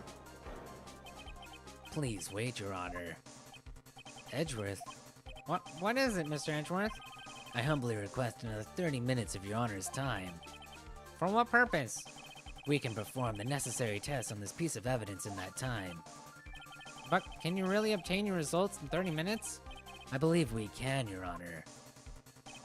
But wouldn't it be better if we adjourn for today and then reconvene tomorrow? 30 minutes. Please, Your Honor. That's all I'm asking for. Please, Your Honor. Very well. At the prosecution's request, this court will now take a 30-minute recess, but be advised that I will not allow another recess today. Not sure if this is helping or hurting us. The court will now take its final recess of the day. Please give me a save. Right. Well, what's going on with Maya's situation? To kill her, it looks like he got away again. 30 minutes, we can't find her in that time. Ah. Report. Is that Mr. Edgeworth? We don't have time, just spit it out. Right. Looks like we just missed them, sir. But the killer left a few things behind by accident in his rush to get away. A few things. Can we use any of them as evidence? Oh, I thought you'd ask, pal. I've got the things you left with me right now, and I'm on my way over. Really? That's odd. Any items like that are usually sent to the crime lab first. We don't have time to wait for those guys, sir. Those guys weren't looking, I swiped the stuff and ran. What? Well, I'm not a detective anymore, so I had to. Really sorry, sir, but I've got to put the law on hold for now. Sounds bad. Hope he doesn't get in too much trouble over this. I mean, they already fired him. What else are they gonna do? My hunk of a junk car? I'd say I'll be there in about 20 minutes, sir. Don't worry, I'll be right there. Wait for me. Alright, just get here in one piece. I'm on a mission and no one can stop me now, sir. No one. I'm pulling out all the stops and running every red light. God damn it. Items left by the murderer, huh? Maybe there's something among them that will be decisive enough to end this. What was that? What was that? What just happened? Hey, what's wrong? Detective Gumshoe, answer me. No one can stop me. Did he crash? Holy shit, what happened? Sounded like he had an accident. Guessing his cell phone broke as well. What was he thinking? We've gotta hurry and call for help. We have no idea where he is. His cell phone is broken and he wasn't driving a patrol car, so no radio either. Also, if we don't get to those items before they do, the police will take possession of them. No, we can't let that happen. Well, if there is a way we can find out where he is, then we can stand a chance. Why oh why did Gumshoe have to get into an accident now? Is there any way to find out exactly where he is at the moment? There is. That's right, there is a way. What? How? I'm sure we can find out where Detective Gumshoe is through this. The radio?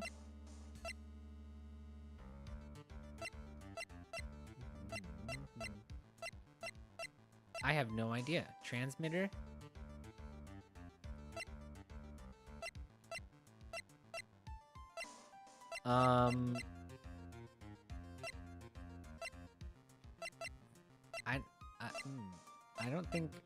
I don't think there's really I don't think we have a way. Spy camera?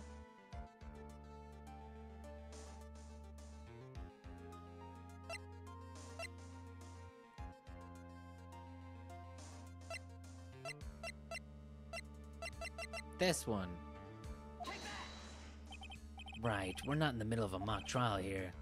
Guess this won't work, huh? Guess it's up to me. Alright, I'll think of something on my end. Don't get your hopes up too high, but I'll try my best. Did I say something wrong? Edgeworth. What is it? I don't have any right to judge anyone ever again. I know my client is guilty, but what I'm doing now, I'm pinning the guilt onto someone totally innocent, using the evidence to do so. Might be my turn to say defense attorney Phoenix Wright chooses death. Right. It doesn't suit someone like you to cry useless tears, whether you did your job well or not. That can only be seen after the verdict has been decided. The verdict? Is Prosecutor Edgeworth here? Yes, bailiff.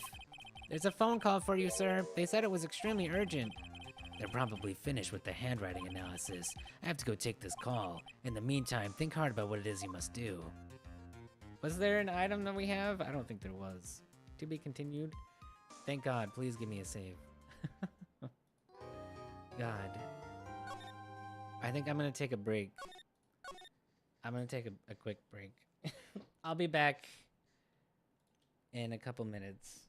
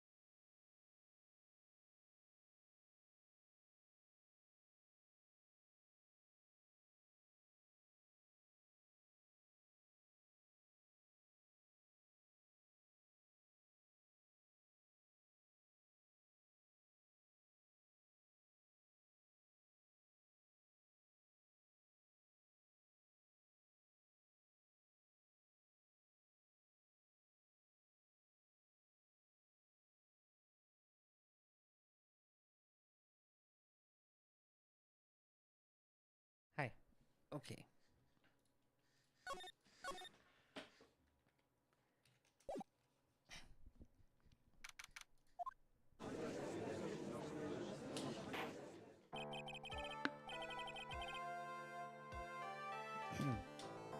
Court will now reconvene. I assume both sides are ready? Yes, Your Honor. Yes, Your Honor.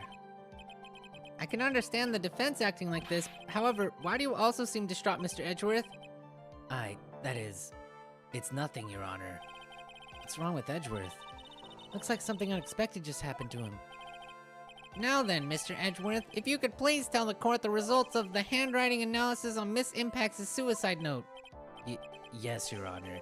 Unfortunately, we have discovered that the suicide note is a forgery. Huh? What? What do you mean, Mr. Edgeworth?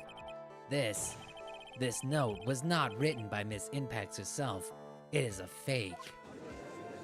What? Holy crap. Order. Mr. Edgeworth, would you care to explain what's going on? This was not written by Miss Impacts, and who wrote it? We would need more time to do a more detailed analysis. However, it appears that the handwriting matches that of the victim, Mr. Juan Corrida. Mr. Corrida? Well. Looks like Miss Impacts never left a suicide note after all. She never wrote anything about Engarde. However, Your Honor, even though the suicide note is indeed a fake, Mr. Engarde could not have known that, and so the facts remain unchanged. Acting under the assumption that it was real, he had plotted to possess it. That does sound very plausible. His theory that Engarde had no idea that the suicide note was fake. Something seems a little wrong with it. The defense believes that the theory the prosecution has stated contradicts testimony. If everything the prosecution has proven up to this point is true, then it's impossible for Mr. Engarde to not have known it was a fake. Because he was spying on him. What's this little item called again? A video camera, Your Honor. Well, a very small one, but... Oh, that's right, a camera.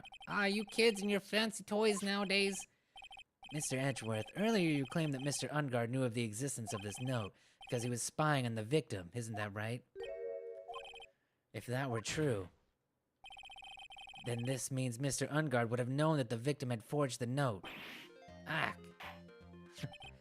So then, the defendant knew this suicide note was a fake, and if that's true, then the situation has suddenly changed in a very dramatic way. Exactly, Your Honor. Prosecution's theory as to what Mr. Engarde's motive for murder was, it has suddenly disappeared into thin air. But, Your Honor, it's not as if Mr. Engarde monitored Mr. Corrita 24 hours a day. Perhaps the victim wrote the note in a place Mr. Engarde didn't know of. Well, right back at you, Mr. Edgeworth. Why don't you show us some proof that the victim made the forgery at an unknown place? Gah. Yeah, Edgeworth. Order. Mr. Edgeworth, it looks like this time it is you who has dug his own grave. As I figured. Huh? As you figured? As I figured. It came down to this after all. Mr. Edgeworth, you're not making any sense. When I heard the results of the handwriting analysis, I thought this might happen. The question is, what's next? What next? If the prosecution can't prove Mr. Engarde's motive through the evidence, then we must prove it from another angle. Well, I agree with you there. Your Honor, the prosecution would like to call a witness to the stand at this time. Oh, well, that's fine. However, this witness is a little unusual. Edgeworth stuttered? This is not like him at all. Unusual? Well, what sort of witness is this person, Mr. Edgeworth? The witness is one who is perfectly fit to answer Watson for all the question of who was it that hired Shelley the killer to commit murder. That's impossible. Who in the... No such person exists who can answer that question with such comedy. Yes, Mr. Edgeworth, who is this witness? It's, Yes, go on, who is it? The man himself, Mr. Shelley the killer. Oh, Mr. the Killer. Wait, Shelley the Killer? Oh no, Shelley the Killer. You mean the killer? Or I mean the assassin? Yes, Your Honor. He's coming here to the witness stand? Well, yes, in a manner of speaking. I recognize that this is a very unusual circumstance, so I ask for your permission. Well, Mr. Wright, Yes? is this all right with you? Do I have a choice here? I can't really do much else to drag this trial out. The defense has no objections, Your Honor. Wonder if it really is alright to do this. Very well then. The prosecution calls its witness to the stand. Edgeworth, is there no other way left to us? Now then, witness, your name and your, occupation, please. Oh, it's a radio. Very good, sir. My name is Shelley DeKiller, and I'm a professional assassin. I say, what is going on here? Your Honor. How can you remain so calm, and what is the meaning of this two-way radio? Actually, Your Honor, it was delivered to me just now, and it came with a condition. As long as we do not trace its source, Mr. DeKiller will testify to this court. So this must be what that urgent phone call he got earlier was about. Oh no, this will not do. I cannot allow this in my court. First of all, we can't even be sure this is really Mr. DeKiller himself. Witness, please present some sort of proof that you are in fact Shelley DeKiller. I understand. Please wait a second. I'm so hungry. Maya. A voice. Mr. Wright, can you confirm anything from this? The defense has no objections to this person. We are satisfied that this man is indeed Shelley DeKiller. Looks like we've run into yet another unexpected turn of events. Well, it doesn't seem like we have too many choices under these circumstances, so... Now then, witness, there's one thing I would like to confirm before we speak of anything else. And what would that be? At the request of a client, you killed Mr. Juan Corrita. Is this correct? It is as you say. I did indeed kill Mr. Corrita. Now that we have answered that, let's move on to the name of your client. Very well. This is all just a bad dream. Yes, that's a bad dream. You're telling me, Shelley DeKiller. What's he gonna say? Know any bad dreams I've had about this stupid trial? There is something I must first state. To an assassin, nothing is more important than the trust between a client and myself, and himself, and that is the reason I am here today on this witness stand. It is my wish that you grasp this concept before I give the name of my client. Okay. Mr. DeKiller seems to be a very clever man. I'd almost say he seems to be mocking us. While he may appear to be our enemy, Your Honor, Mr. DeKiller is only stating the truth. He is no hypocrite. He has always stood by his own belief, this one belief. You mean about this trust between his clients and himself thing? Seems to be a level of trust beyond what people like me can comprehend. Well, Mr. Wright, are you ready to cross-examine the witness? Yes, Your Honor. There's no way to know what's coming next, so stay cool and collected, Phoenix.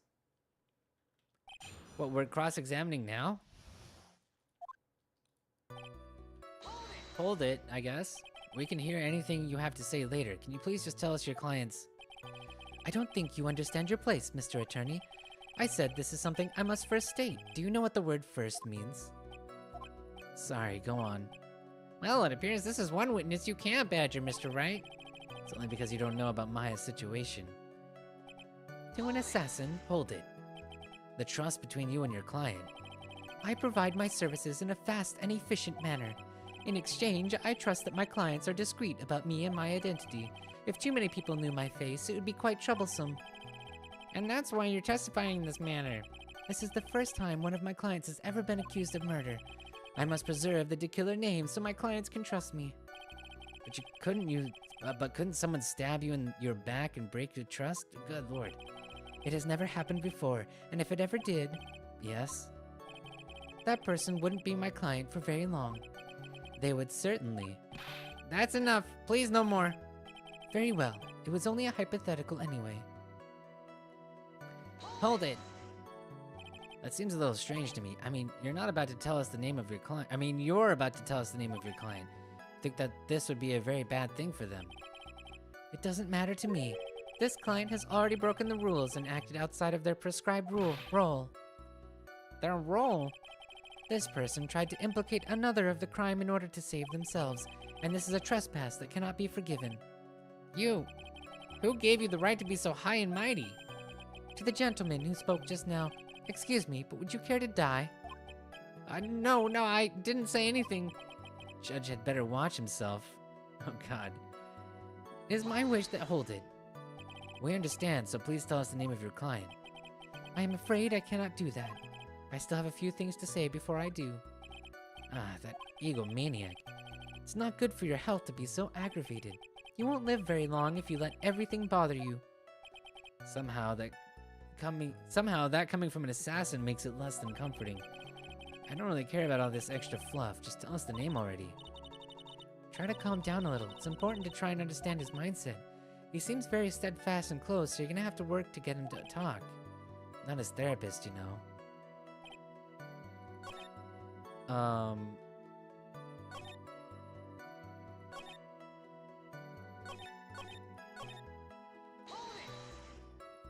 Do we need to press him more?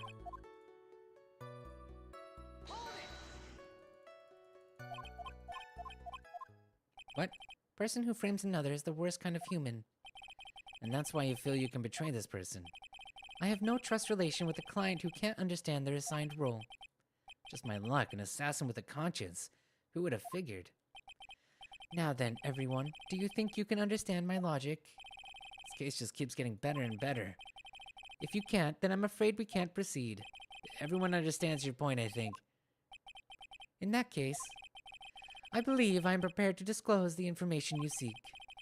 You have made it crystal clear that you value trust over all else. I believe we are ready. Excellent.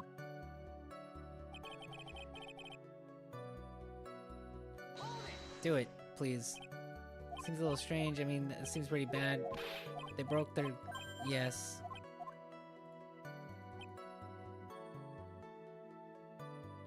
Yes, please. Bang. When is it? Now I can't bring myself to ask the client's name. If you can't ask it, Mr. Wright, then I will. Witness. What is the name of your client who requested the murder of Mr. Juan Corrita? That person's name is... Adrian Andrews. What? Witness. That's not who you told me it was earlier. Pray tell, what are you talking about, Mr. Prosecutor? I should think I know my own client, and it is Adrian Andrews. What? Yeah, get owned, Edgeworth. This can't be. On the phone earlier. What's going on here? My guess is that Mr. DeKiller just stabbed Mr. Edgeworth in the back. Stabbed Edgeworth in the back. I'm sure in order to get an audience with this court, Mr. DeKiller told him a different name. Matt Engarde, perhaps? I knew it. This is outrageous. I was deceived. This witness is telling a very serious lie.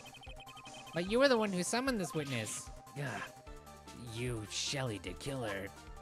My testimony is the truth. The defendant at the moment is Matt Engarde, am I correct? All I wish to do is help procure his acquittal. Wow. All of a sudden it feels like we can actually win this. Yeah. The prosecution has failed to provide a motive and has instead provided this suicide note, which is a forgery created by the victim. Furthermore, there is a possibility the defendant himself knew it was a fake. But most definitive of all, we have heard from the assassin himself the name of his client. Mr. DeKiller's client who requested the murder was not the defendant at all. No. With all this evidence, it's obvious to me that this means that Mr. Matt Engarde is innocent. It seems I have caused you all a bit of confusion. Please continue your discussion and call me when you have reached a verdict. Bailiff, please bring Miss Adrian Andrews in immediately. But now, the way this is going, Engarde will be found innocent. It's maybe our last chance to save Maya. Yeah, but Edgeworth is right. The killer is lying. And Engarde, my client, I know he's guilty. Can I live with myself if I win this? Who would have believed that the prosecution's own witness would absolve the defendant? Your Honor, the prosecution requests permission to further question the witness. Shelley DeKiller is certainly lying under oath. It wasn't me. Listen, everyone, please. That testimony just now, it was all one big lie. Miss Andrews, suicide note may have been a fake, but that man, Matt, he's the reason Celeste died. And Juan's death, it was all because he got pulled into Matt's twisted world. The testimony just now, you have to believe me, it was a horrible, horrible lie. But Mr. DeKiller himself has testified. He has named you as his client. No, that's not true.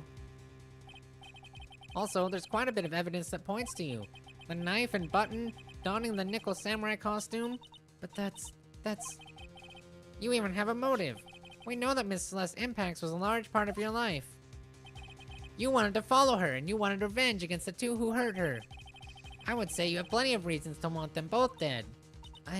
No. Mr. Wright. Huh? You know the truth. Tell them. Tell them the real story. Who the real killer is. Tell them. Please. Help me. Oh God. Yes, I know the truth. Mr. Wright, Yes, Your Honor. I believe we have reached the end of this trial. Therefore, I ask the defense for any final words or opinions. I have to decide. Do I take the not guilty verdict and save Maya? Or do I throw this chance away and wait for Gumshoe's new evidence? What am I supposed to do? Request the trial. I ain't about to back down. I ain't a bitch. Phoenix. I can't do it, Maya. I can't accept the not guilty. You're a lawyer. I know.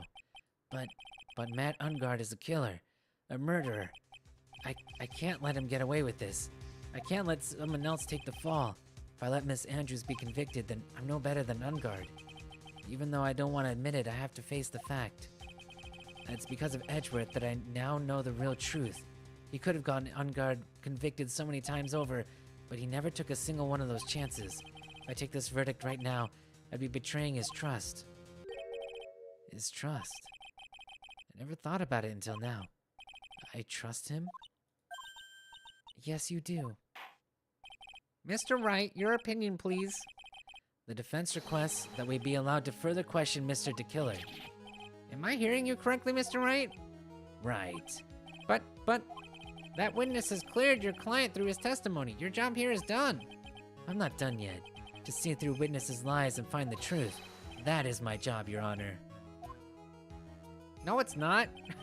Your job is to find your client innocent. Still some evidence to look at. And I'm sure that once those pieces arrive here in this very courtroom, a miracle will occur. Very well, the trial will continue. Mr. Edgeworth, please re-establish connection with Mr. DeKiller. Right away, Your Honor. Ba-bum-ba-dum. Has a verdict been reached? Before that, we would like to talk with you a little more. About? All you needed from me was the name of my client. What else could you need me for? Well, actually, we would like to hear everything you know about this case. That is, how things are usually done. What's he talking about, usually done? But what shall we have him testify about now? Mr. DeKiller, if you don't mind, please testify about your client in more detail. You legal people and your procedures. Is it any wonder no one likes to go to court? See, no one likes to go to court. But then they make video games about it. As I've already stated quite a few times, Adrian Andrews is my client. However, one thing I simply cannot overlook is tampering with the scene of the crime. My client did it to frame another for the crime. While pretending to be the first person to discover the body and enter the scene, Adrian Andrews already knew from the very beginning that Juan Corrita was dead. But even more appalling is the creation and planting of the knife and button. That act is what I was referring to when I said my client had broken the rules. This is a most unexpected turn of events for the, 5th time. However, this time everything has finally been revealed. Just a second, Your Honor. Yes, Mr. Edgeworth? We still have the cross-examination to do. But you don't need to question testimony like this. Do you, Mr. Wright? Your Honor, the defense will question the witness, as if I have a choice. Huh? Why? What this witness has said is nothing but beneficial to the defense's case. If you scrutinize the testimony, Then I'll expose the lies in that oh-so-beneficial testimony, I suppose. I don't understand what's going on anymore.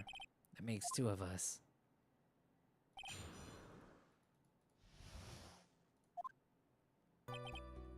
As I have already stated, Hold it. What is it, Mr. Wright? If I press him the wrong way, it might raise suspicions on his end, but I have to do something to waste more time. Witness, about requesting a hit. Yes, would you like to? How much is your fee? I see, you are also quite a dark-hearted man, Mr. Attorney. Huh? If you would like to talk business, we can do so after the trial. No, I'm not thinking of... Mr. Wright, Yes? you want to kill me? You want me dead, don't you? What? Why would you think something like... Guilty, Mr. Phoenix Wright. You are hereby declared guilty. Witness, let's continue. Why did you disclose the name of your client? They are your client, are they not? One thing I simply hold it. Bang. I would think that most people wouldn't be able to overlook a person hiring another to kill. If I had a problem with such a thing, I wouldn't be very effective at my job. Yeah. Well, a change in occupation might be good for you. However, I will say this. Even though I am the one that does the deed, my clients are always the real guilty party.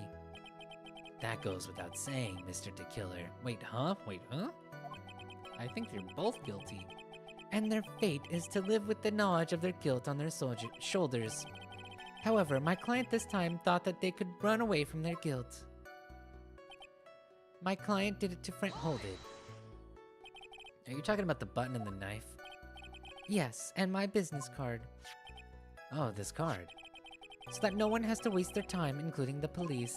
I always make it a point to make things as easy as possible. You're trying to make things easy? My business card makes it very easy to identify who carried out the service. He's pretty devoted to his work. But to disregard everything, to go and stab the deceased with a knife, and even hide my card from sight, that is something I cannot overlook. It's really hard to tell if he's being truthful or not without him being here. While pretending to be the whole day. So you're saying most clients wouldn't do such a thing? That is correct. Usually, most people try to create an alibi for themselves. If you should use my services, Mr. Attorney, I would suggest you plan your alibi too. No, I already told you. I have no intentions of using your services ever. Why does it keep looking at me like I'm the one on trial here? Adrian Andrews, hold it. From the very beginning? That is correct. From before my client visited the room, all of my clients know precisely what the situation is at all times. I wonder if that's really true. That's odd. Huh? But even more appalling, hold it. So why do you think your client did that? What do you mean by why? Well, fiddling around with the scene of a crime is pretty risky. Why would someone who has suspected a murder go to the crime scene anyway? That is true. I assume it was probably done to frame Mr. Engarde. If that's the case, then why didn't the person just request that you do it? Sadly, that is not possible. Huh? My job is to kill, that is all, and to leave my business card behind, naturally. The business card is so my clients may escape blame. To protect them is my duty. Even if they say it's for revenge, setting someone else up to take your fall. That act is what I was referring to. Hold it. And that's all you have to testify? Yes, and I pray that I will never be called to the stand again. Again, as in you plan to continue? I must, as I have yet to find a person to take my place and become the fourth successor. Actually, how would you like a new life, Mr. Attorney? Excuse me? No, I'm fine, really. Are you really now? What kind of man the judge thinks I am? What are you gonna do now, Phoenix? All I can do now is expose the lies.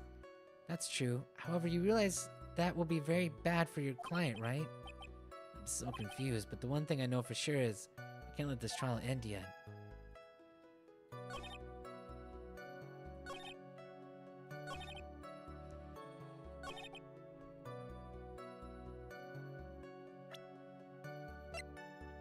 Objection. Thank you so much for taking the time to testify, Mr. DeKiller. What is the meaning of that attitude? When Adrian Andrews entered the victim's room, your client had no idea that Juan Corrita had been murdered. But now, how do you know that? From this wine glass, Your Honor. The glass? Mr. DeKiller's supposed client thought Mr. Corrita had only fainted, which is why this glass of tomato juice was poured for the victim. But isn't that just a part of Adrian Andrews' calculated plans? That is not possible, Your Honor. This glass bears the fingerprints of that person. Had this been planned, they would never have left their fingerprints behind. I see your point. Mr. Edgeworth, what is your opinion? Strangely enough, I had the same exact thought just now. Witness, how do you explain this strange phenomenon? Isn't it a waste of time to ask about such a minor detail? It's not a very important point anyway, correct? I'm afraid you are mistaken. If Adrian Andrews really is your client, as you claim, then your client should have had knowledge of Mr. Corrita's death. If not, then that can only mean that Adrian Andrews was never your client at all. How strange. Yes? Why is it that the attorney has yet to raise an objection at this absurd situation? Huh? Phoenix, the killer figures out what you're up to. We're in real trouble. Yeah, I know. Objection! Mr. Edgeworth, I'm surprised. You know you can't say things like that without any evidence. Ah, sorry. Well, that was an awfully weak objection for the two of you. Anyway, I am positive there was a contradiction in that testimony. The prosecution requests further testimony concerning when the request was taken. Very well. Right now I have to buy us more time. While we wait for the items the killer left behind to get here, I just know that the very outcome of this trial lies with those items.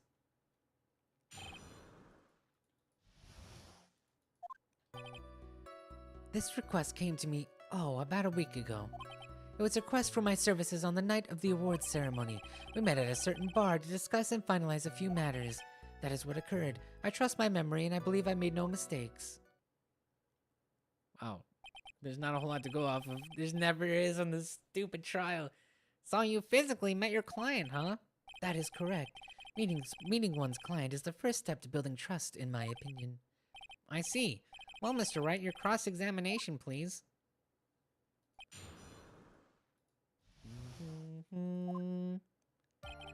This request came to me. Hold it. 1 week ago, are you sure? Yes, I am quite sure. I, of course, had my own preparations, and I was barely able to finish. When you request my services, Mr. Attorney, I hope you will keep that in mind. Please, stop. In any case, my client this time had a very specific date and time in mind. Specific date and time? It was a request from— Hold it. Did you ask why on that specific night? No. I tried to fulfill all the conditions of my client's request, but as for why, I only had my suspicions. Your suspicions, huh? Press further. So what are these suspicions you had? Why did your client request that night? I'm sure it was all for the bear. The bear? My client spoke of it. I'm sure there will be a bear-shaped figurine in Juan Corrita's room. I would like you to retrieve that item for me. Must be talking about this bear puzzle. Inside that figurine was a suicide note. Naturally, the victim brought it with him to his hotel room.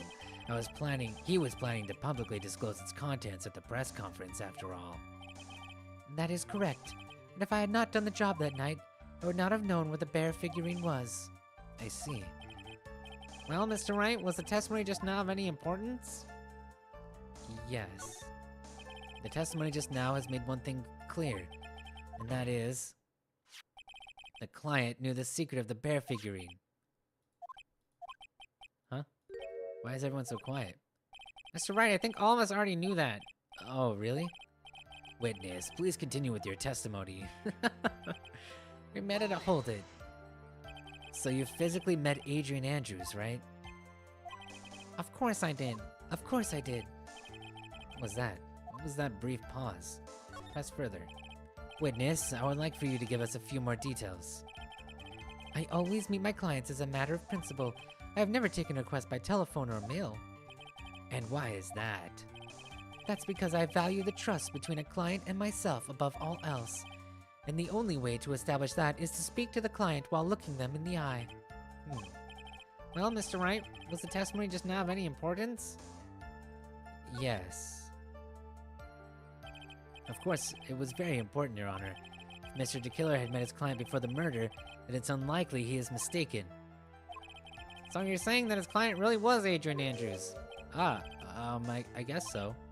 You see? It is just as I said. Yeah. I'm so lost. Who the heck am I supposed to be helping here? Calm down, Phoenix. Think carefully and relax. Now then, would the witness please continue? That is what occurred. Hold it. So your client was Adrian Andrews. That is correct. Well, he says the two of them met. But if they did, then there shouldn't be anything wrong with the killer's testimony. There doesn't seem to be anything strange this time around. You have to draw more information from him. You can't draw his suspicion. If you can do that, you should be able to find a flaw in his testimony somewhere. Talk about a delicate balance.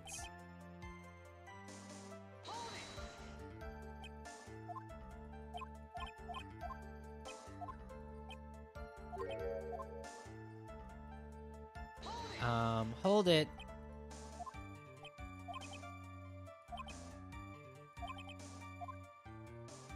Maybe if we press this again.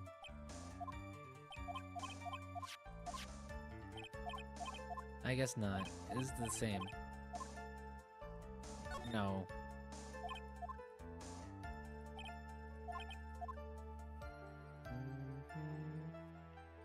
Which bar? Do I have any evidence? It doesn't seem like there's a whole lot to go off of.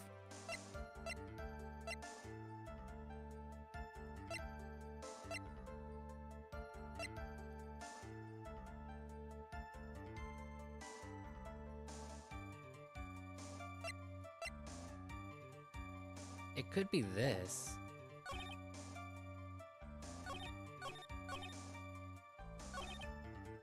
But no, I don't think so.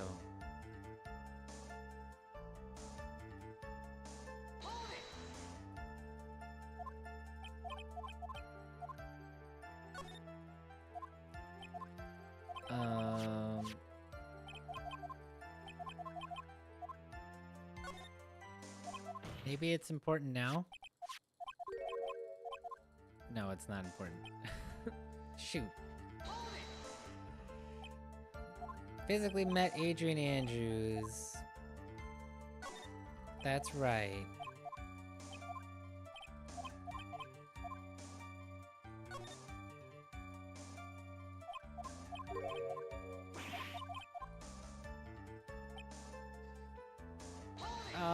I don't know.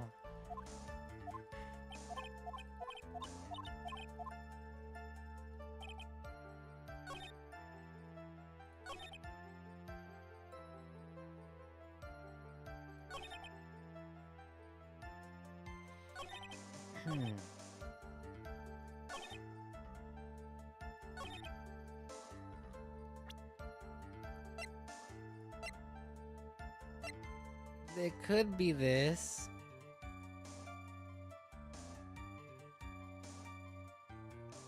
And then we were like, it was in the bear, and the bear was bought by Engarde.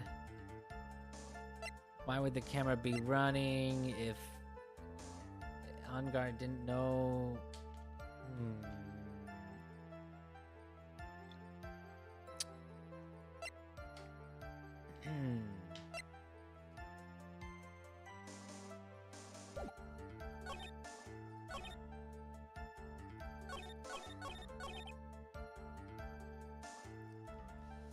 I guess we could try it, but I doubt it. No.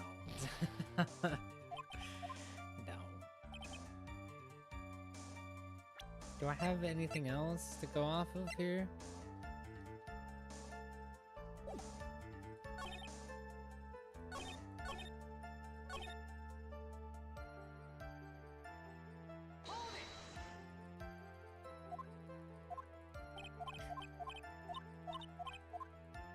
This is hard.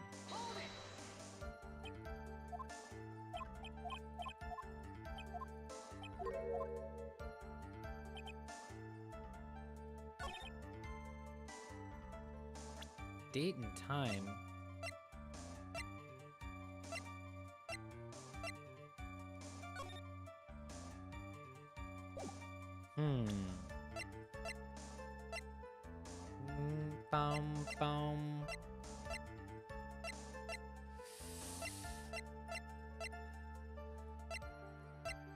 Maybe I got thrown for a loop.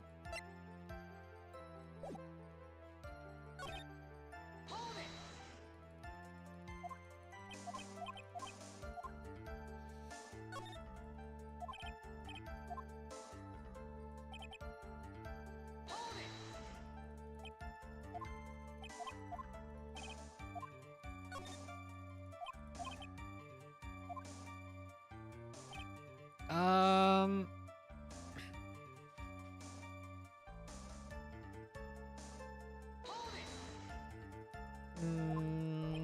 Bum, bum, bum.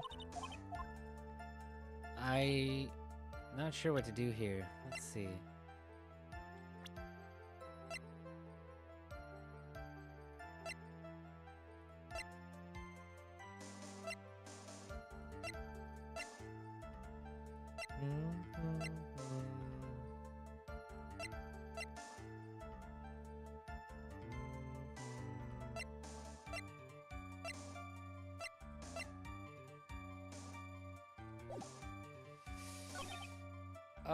What? A bear? Maybe the bear? No, probably not.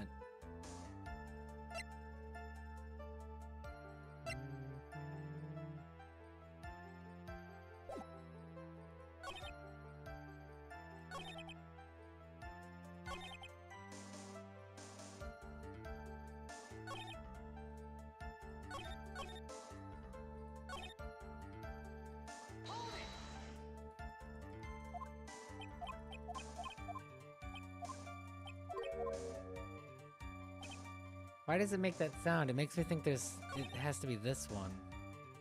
Like this is a clue.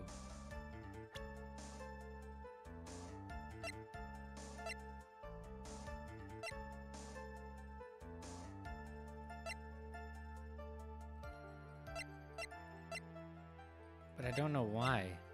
She doesn't have an alibi for that or anything.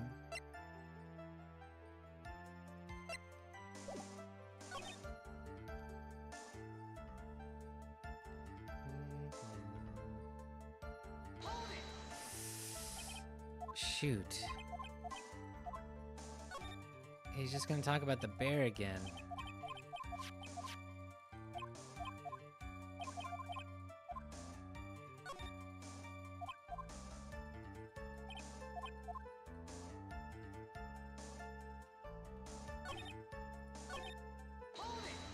There's not a whole lot to go off of.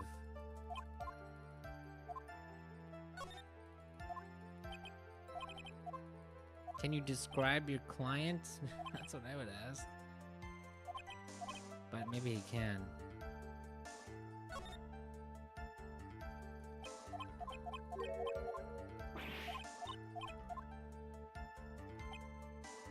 Maybe if I say that's not important, something will happen. I feel like we're wasting plenty of time for Gumshoe. Just asking the same questions over and over.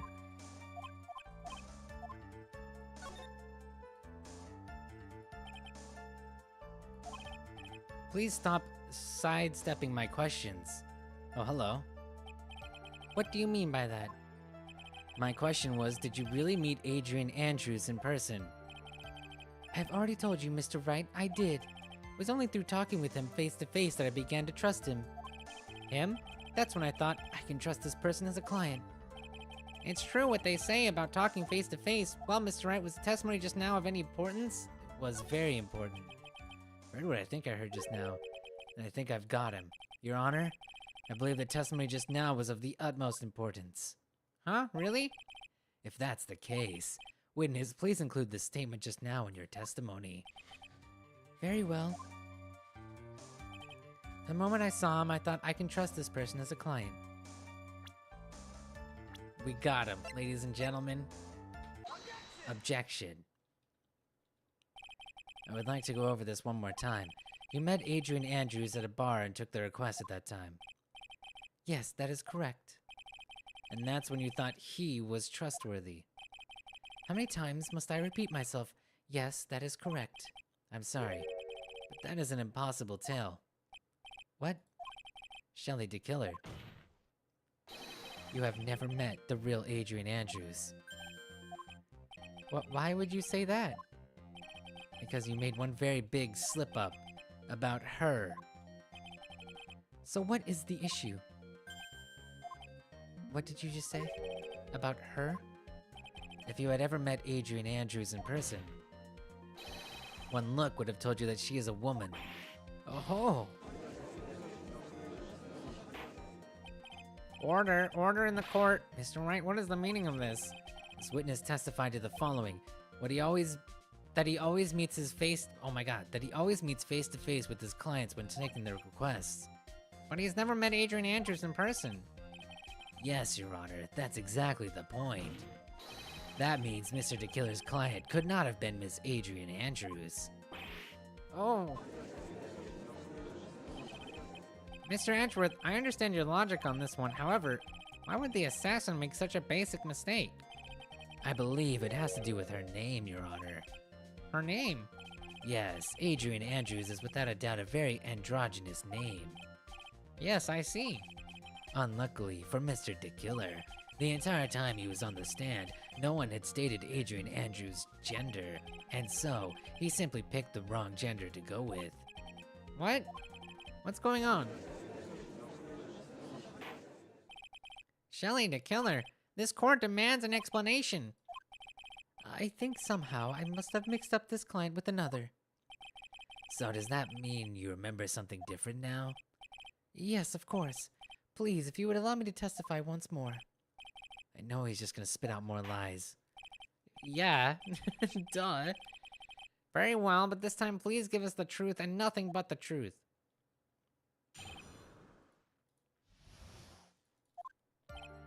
Yes, now I remember. I took that request by mail. There have been times when I took a job without having met my client. Huh? The request was for the murder of Juan Corrita and 2 or 3 other small things. When I saw the name at the end of the letter, I thought my client to be a man. Wait, that contradicts what you just said, though. So you took this job through a letter? Didn't mention anything about a letter in his earlier testimony, which means he's definitely lying. Be careful, Phoenix. If you break the assassin's testimony completely, it's over for us. I know, I can't make him suspicious. But I think we're okay. Like, we can do this. As long as he's standing there across from me, no matter how strong of a punch I throw, he'll counter it. Now then, let's begin the cross-examination.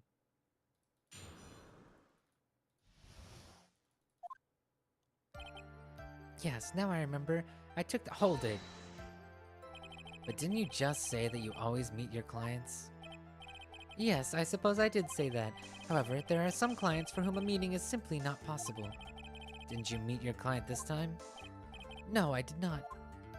Oh, come now. Let's start with this game of cat and mouse.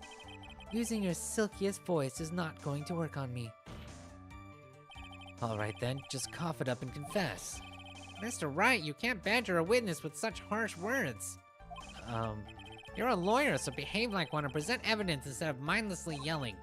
Now then, do you have any proof that Mr. DeKiller met with his client? No. Do I? Do I? I don't think so. Wait. No.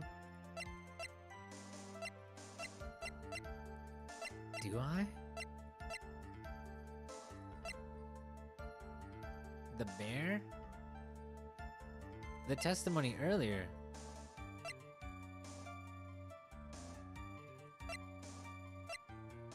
Mr. Powers' testimony. But maybe we say no. I'm sorry, Your Honor. Fortunately, I don't have any proof. I see. Then your line of questioning was just another waste of time. Sadly for us, Your Honor, that is the nature of right and wrong. Maybe I present the bear. Why would you not meet certain clients? Recently, I've been receiving more requests. If I met each and every client, I would lose some nice business opportunities. Nice business opportunities? On top of which, the times have changed. It is now the age of information and computers, correct? Digivexen. Hi. How do I feel about Maya being kidnapped? It makes this really tense, for sure. I have to save her. Absolutely. I hope you're having a great night. Well, I have joined the Times and now take requests via electronic mail. Electronic mail. Do you have a mail that in a special... Do you have to mail that in a special insulated envelope? I'm very sorry. I despise the shortening of words. What I meant by electronic mail is what is commonly referred to as email. Email? In a contest of mimicry, the judge would beat a parrot hands down.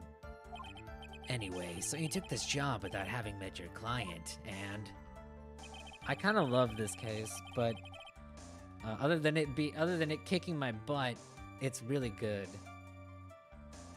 Yeah, the judge really needs to get with the time. The request was for the murder of Juan. Hold it. 2 or 3 other things? Yes. And what were those other things? A few other things that have nothing to do with this case. What, like the laundry? Really bad if I push these buttons wrong. Wait, I feel like this is important. Whether or not they're related to the case is for the court to decide. Mr. Attorney? Yes? Everything I have said from the beginning has been nothing but beneficial to your client, which is why I wonder what is pushing you to continue with this cross-examination. Oh god, he's getting suspicious. Could it be that you are planning to betray your own client? I smell the stench of a backstabber. And should you turn out to be one... Wait. Uh-oh, this is looking really bad. Shouldn't press my luck. Alright, I'll have to think. Is this worth pursuing?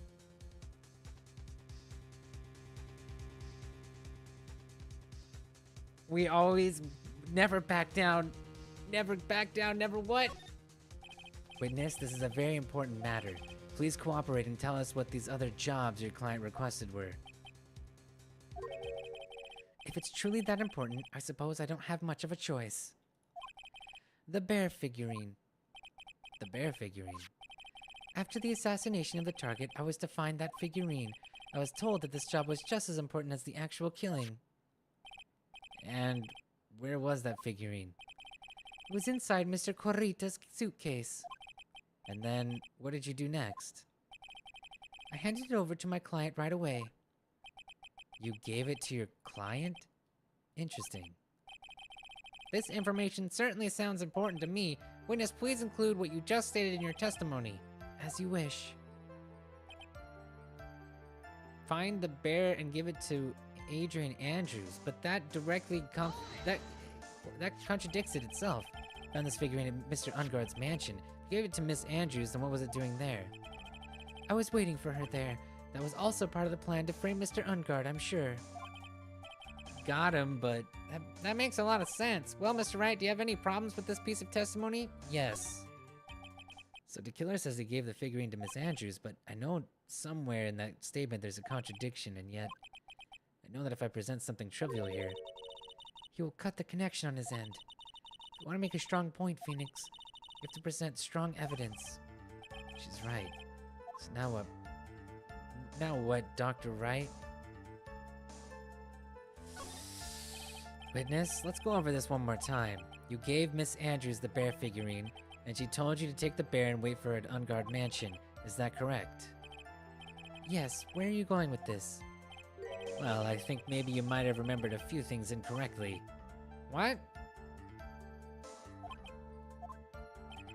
This is a battle of wits. I can't let up on him. I don't think it's possible for Miss Andrews to have been the recipient of this bear. Because...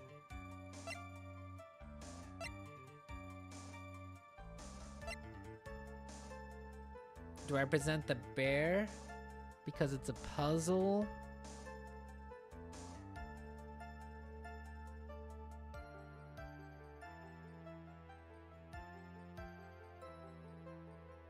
She would have burned the note?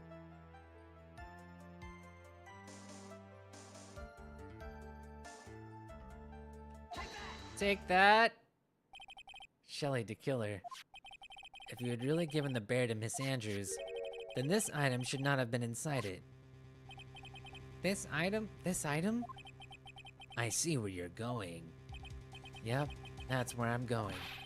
Where is everyone going? Do I need to pack a suitcase? Your Honor, please think back to Miss Andrews' testimony. And I was gonna burn it, for her sake. If even for a single minute, this bear had actually been in Miss Andrews' hands, I'm sure she would have taken the suicide note out and burned it. Order, order, order. So that's where you two were going.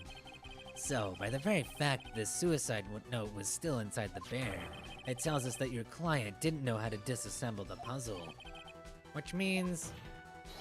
It means, Your Honor, that it is impossible for Adrian Andrews to be the client. Oh! Order, order, order.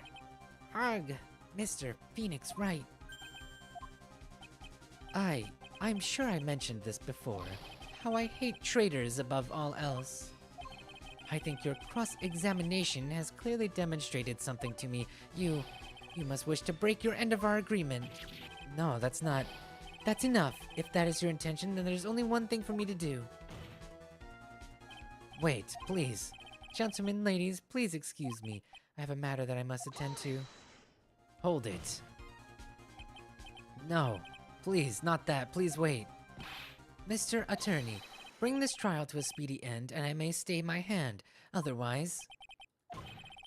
Gah. what in the... Mr. Wright, are you... Mr. Edgeworth? Yes, Your Honor. I didn't understand this witness's outburst just now. Do you think there's a need to hear more testimony, or is this enough? Well, we should. Edgeworth, we can't do this. If we keep this up, Maya, she'll... The prosecution, What has come over everyone? Even you are... The prosecution rests. What is going on around here? The prosecution has no further questions, Your Honor. What? What?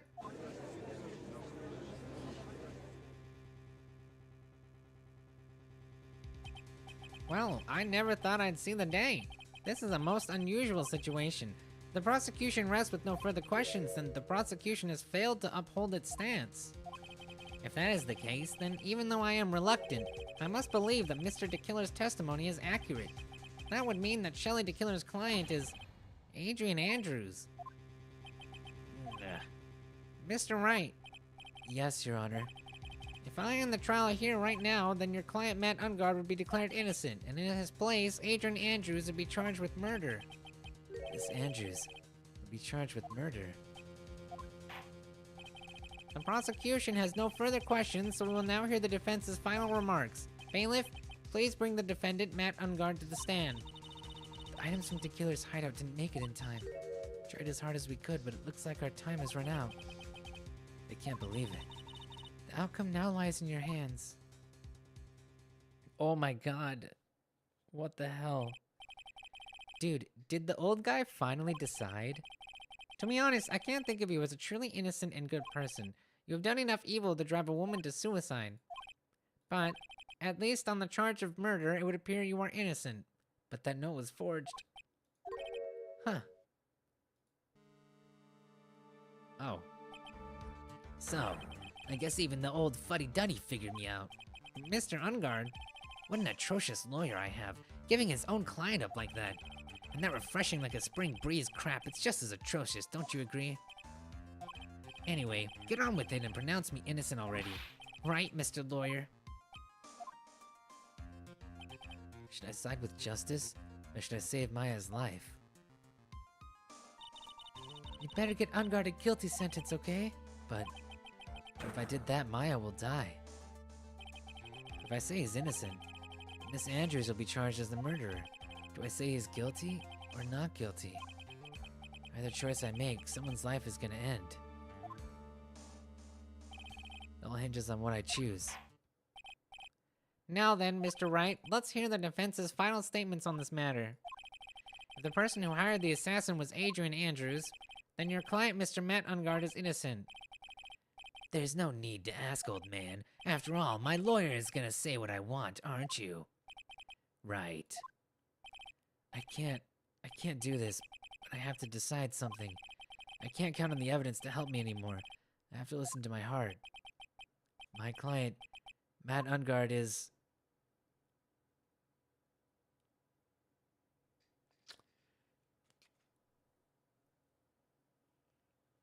It's in the thumbnail. Guilty.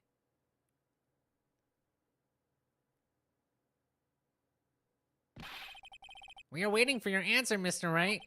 Matt Engarde, your client deserves an answer. Maya, I'm sorry. Matt Engarde is...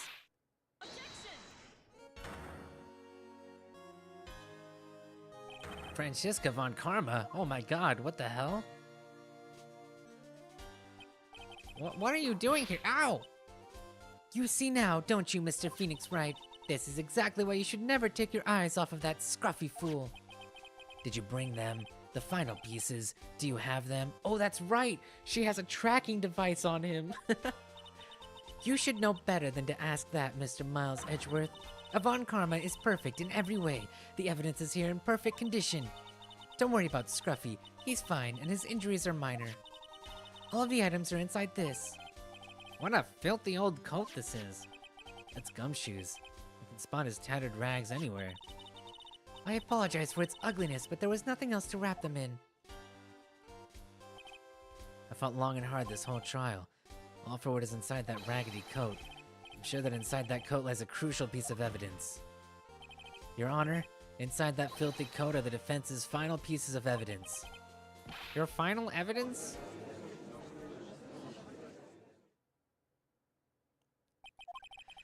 This trial is already over. All that remains is for me to hand down my verdict. I do not believe that any evidence presented now would change the outcome of this trial.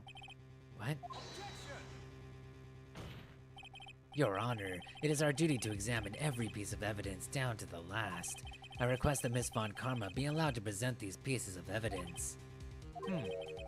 I suppose you're right, Mr. Edgeworth. I grant permission to do so. However, this one obvious rule applies here. If these items do not bring up any new points, then they will not be accepted by this court. Now, Miss Von Karma, if you please.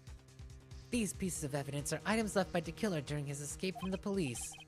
He must have been in quite a rush. Yes, Your Honor. The killer left 3 pieces of evidence.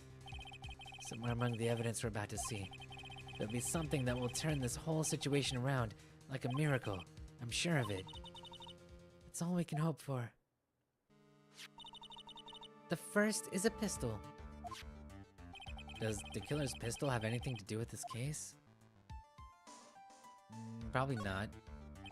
Pretty sure there was no gun involved in this case. There's no real benefit to hearing about it. Please present the next piece of evidence. The second piece of evidence is this videotape. Bet the killer took that from Engarde Mansion. Ooh, we need that. Have you checked the contents of that tape? Unfortunately, there was no time to. Oh yeah. But I would speculate that this tape is very important. Why would you say that? Because it came back to his hideout for it. The killer went back for it.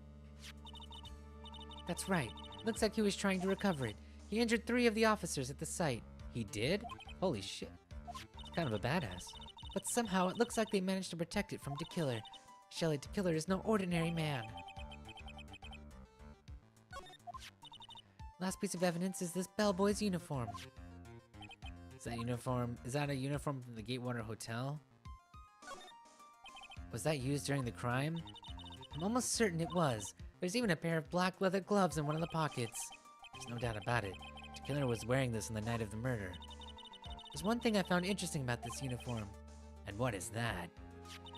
There's a button missing on this uniform. A button? It's a very unique button. I'm sure if we were to recover it, it would provide us with an interesting clue. One of the special buttons is missing. That's weird. That's all I have to present, Your Honor. It's just as I thought. And what is that, Your Honor?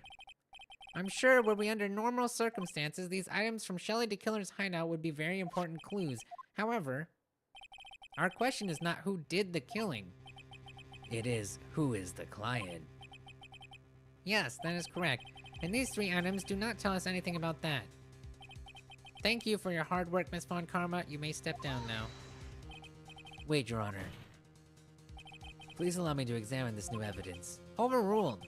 This court already has all the evidence it needs to hand down a verdict. Wonderful. Absolutely splendid. This judge is such a brilliant man, isn't he? Is this the end? Phoenix. I knew it. There's no such thing as a miracle in this world, is there? I think you're wrong. I think they do exist. But you have to make that miracle happen. You've come this far, you can't give up now. But no matter how you think about it, it's... Try, for my sake. Just think about it for a second. There are two ways out of this situation for us. Two? The first... Make Engarde wish from the bottom of his soul for a guilty verdict. Huh? The killer will always place his client's wishes first. If Engarde himself wishes to be convicted, then he will let his hostage go. That may be true, but it's asking me to do the impossible. The second way... Force the killer to end his contract with Engarde. If the killer were to no longer think of Engarde as his client, then he would let Maya go. Maya, that's even more impossible. He's a man who values his duty towards his client above all else. I know both of these seem like impossible feats at first, but if you could make either one happen, it would truly be a miracle. The bigger problem is, the judge has already said he doesn't need any more evidence. The pieces he was just shown, he's not accepting them. Phoenix, think things through from the other side. Isn't that what has always worked for us? The other side? Wait, does she mean... You mean to turn things around? Phoenix, the judge says he doesn't need the evidence.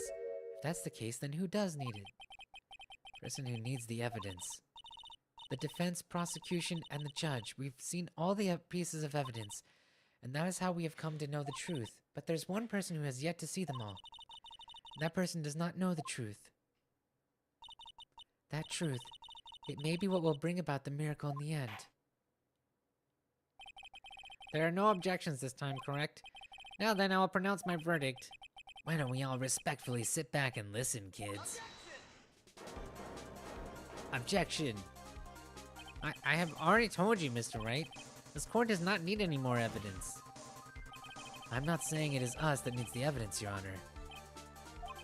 Then, you want to show the evidence to that person? Yes, Your Honor. Please, Your Honor. Mr. Wright, for you to ask with such passion, I will grant you one chance. One chance? Please show your evidence to who you think is the right person. That's impossible. To turn the situation around in one try. One try, that's all I'll permit. I have to try to remember everything that has happened up to this point. Think, Phoenix, think. There must be a way to save Maya while taking Engarde down at the same time. Now then, Mr. Wright, let's not waste any more time.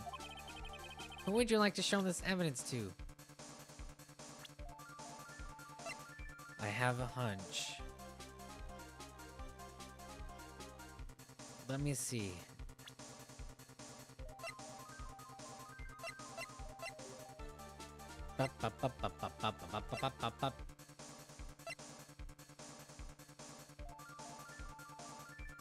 Are we sure this is the right button? Sorry. I'm just double checking.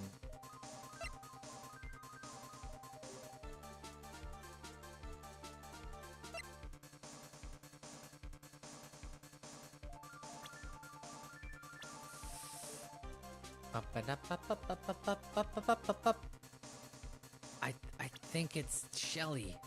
I think it's Shelly. I see. And now tell this court what one piece of evidence you would like to show this person.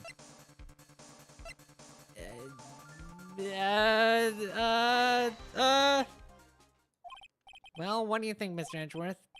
I think there's some merit in showing this evidence to that witness. Bailiff, please bring in the transceiver from earlier. All right. Looks like I managed to convince him. Maya, she's okay, right? Didn't I tell you to concern yourself with bringing about a speedy end to this trial? Now, if I understand correctly, you wish to show me one piece of evidence? Yes, one is all I need. I have here a videotape. It was found at your hideout. I heard you injured 3 officers in your attempt to get this back. That was most regrettable. However, it was an order from my client. I was told to protect that videotape. I thought so. I'm afraid I seem to have failed in that regard. Do you know the contents of this tape? I was sternly told by my client to not watch it, so I have absolutely no idea. Actually, you're on this tape. Me? There was a video camera hidden at the crime scene. Your actions were being recorded. What? Is that true, Mr. Wright? Who was it that planted a camera? Well, the only person who could have placed a camera at the scene of the crime would be your client, naturally. That was Adrian Andrews. Be quiet and listen, Your Honor. Yes, sir. Be quiet, old man. Your client specified a place and time for you, isn't that right? Yes. That was so they could film you. I had no idea. Mr. Wright, why would my client do such a thing? I would like to know why. Why did Matt Engarde film the crime scene? The reason why he did that is my ticket out of this whole mess. There's only one reason why your client would secretly film the crime scene. They wanted to blackmail you. Your client once told me something very interesting. We were talking about you, and this is what they said. But I'm no weakling. I don't believe anyone, least of all assassins. Oh, come now, Mr. Wright. Assassins aren't above blackmail. Yes, that's where the video comes in. With that, I can keep him at bay and even blackmail him if I want. Your client didn't trust you at all. They were thinking of using this video to blackmail you. What do you have to say to that, Shelley DeKiller? Oh. Oh. It looks like I was being deceived from the very beginning. Yes, by a natural. That's the kind of person they are. Your client is a person who only thinks and plots of how to use the people around them to protect themselves from any and all dangers that may arise. That is the true nature of your client. I have one question for the witness. Yes? You told us one thing numerous times during your testimony. You said that you detest traitors most of all. Yes, that's right. But what if that traitor was your own client? What would you do then? That's obvious. I would break our contract in that case. And then, that client would become my next target. For the honor of the DeKiller name, even if it takes an eternity. I would follow that person to the ends of the earth to exact my punishment.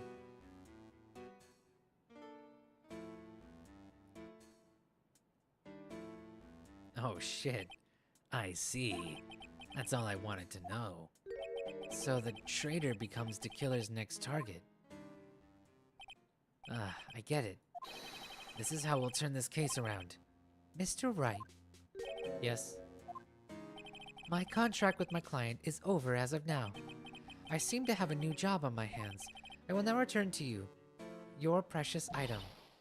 What the? I'm not an item! We did it. We saved Maya. I thought I'd never see you again. Oh, thank goodness.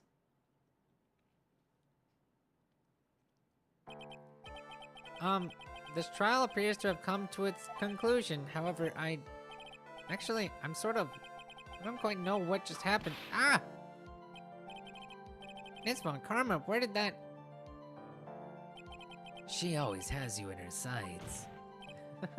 Now, I do believe it's time to finally hand down a verdict.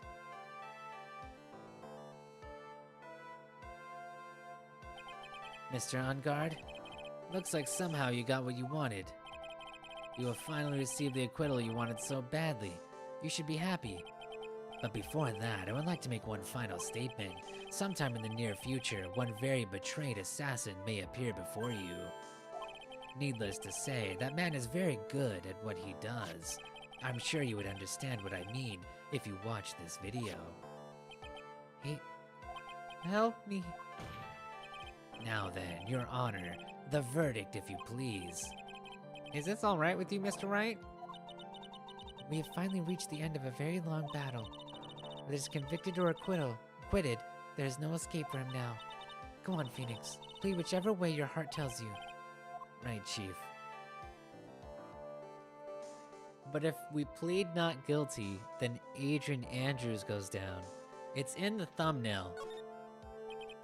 Matt Engarde, even though I am a lawyer, I cannot make your crime disappear. I think a guilty verdict is appropriate here. Me, my wonderful self, guilty. Even if you got an acquittal, the instant you set foot outside the detention center, your life would be in danger, no matter which way you look at it. You can't run away from your crime anymore. No! Guilty, guilty, guilty!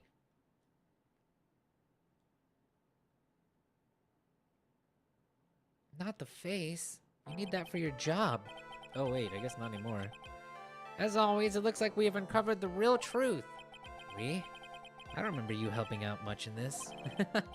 Mr. Edgeworth, how is Matt Engarde? I have left Miss Von Karma in charge of his incarceration. I'm sure he's getting a full-course meal of whipped leather right about now. Very good. That was a close one, wasn't it, witness? Yes. I plan to pay my debt to society for my own crime, Your Honor. The first time I was called to the witness stand during this trial, all I felt was despair. She must be talking about the time Edgeworth really went after her. I guess she's trying to forgive him for what he did. This witness, how should I put this? She has an illness. Oh, if you're gonna say you would choose death, that is of no concern to me. Yeah, he was kind of a jerk to her, huh? But after that, when I was alone at the detention center, that's the first time I really saw myself for who I am. And today, when the two of you used your combined strength to convict Matt, I feel like I'd finally been saved. Oh, this is the first time I've ever seen her smile. It's always in style. I'm really happy that you two were in charge of this case. I really don't know how to express how I feel at this moment. This is the first time I've felt comfortable with myself, with who I am. Thank you so much, everyone. You're welcome. It looks like we've resolved everything at last. As for myself, there are still a few things I'm confused about, but everyone seems to be in good spirits, and that's good enough for me. And that's all. This court is adjourned.